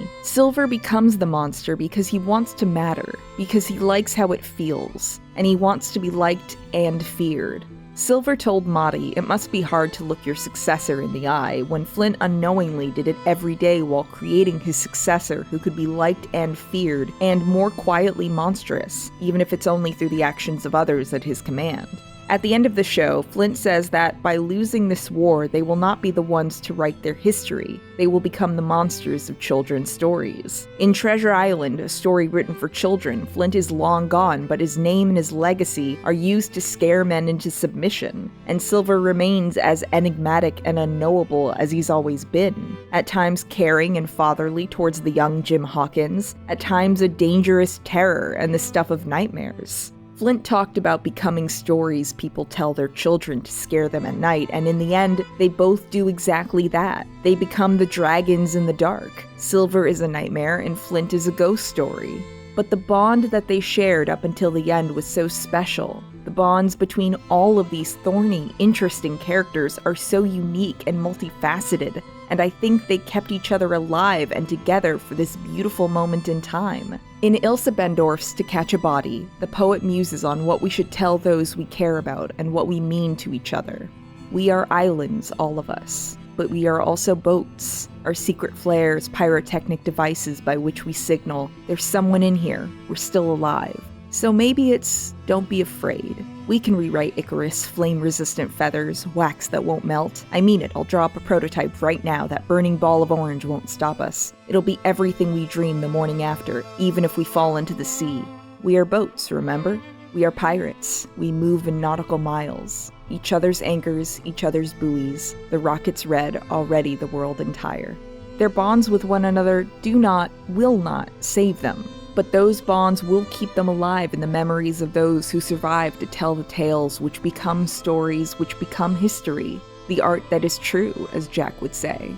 So now you know the tale of the Spaniard Vasquez and his treasure which became the treasure on an island written about in a children's story. You know about Max and Anne and Jack and Maudie and Billy and Long John Silver and Captain Flint and his love who he might one day outlive before giving his treasure map to one Billy Bones. God knows how. But that's how the story goes, and the history goes, and in the face of a world that may still hate you for who you love or who you are, maybe get a little flinty, maybe start something good that can't be stopped, and most of all, know no shame.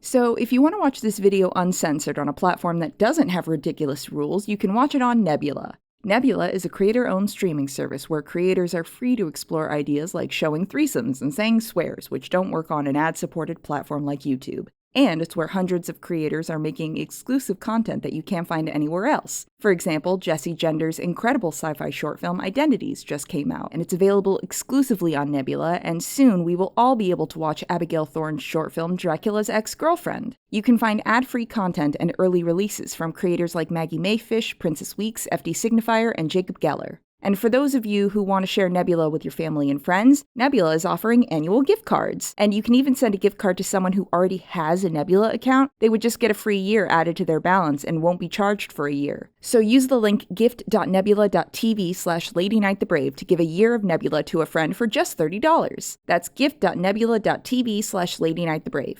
Thanks! Thanks for being so patient again. I really wanted to make this video happen faster, but life kept happening. And thank you to everyone who was nice about my dog Jasmine passing away. I don't really know what I'm going to work on next, but in the meantime, thank you all for watching, and I'll see you on the next one.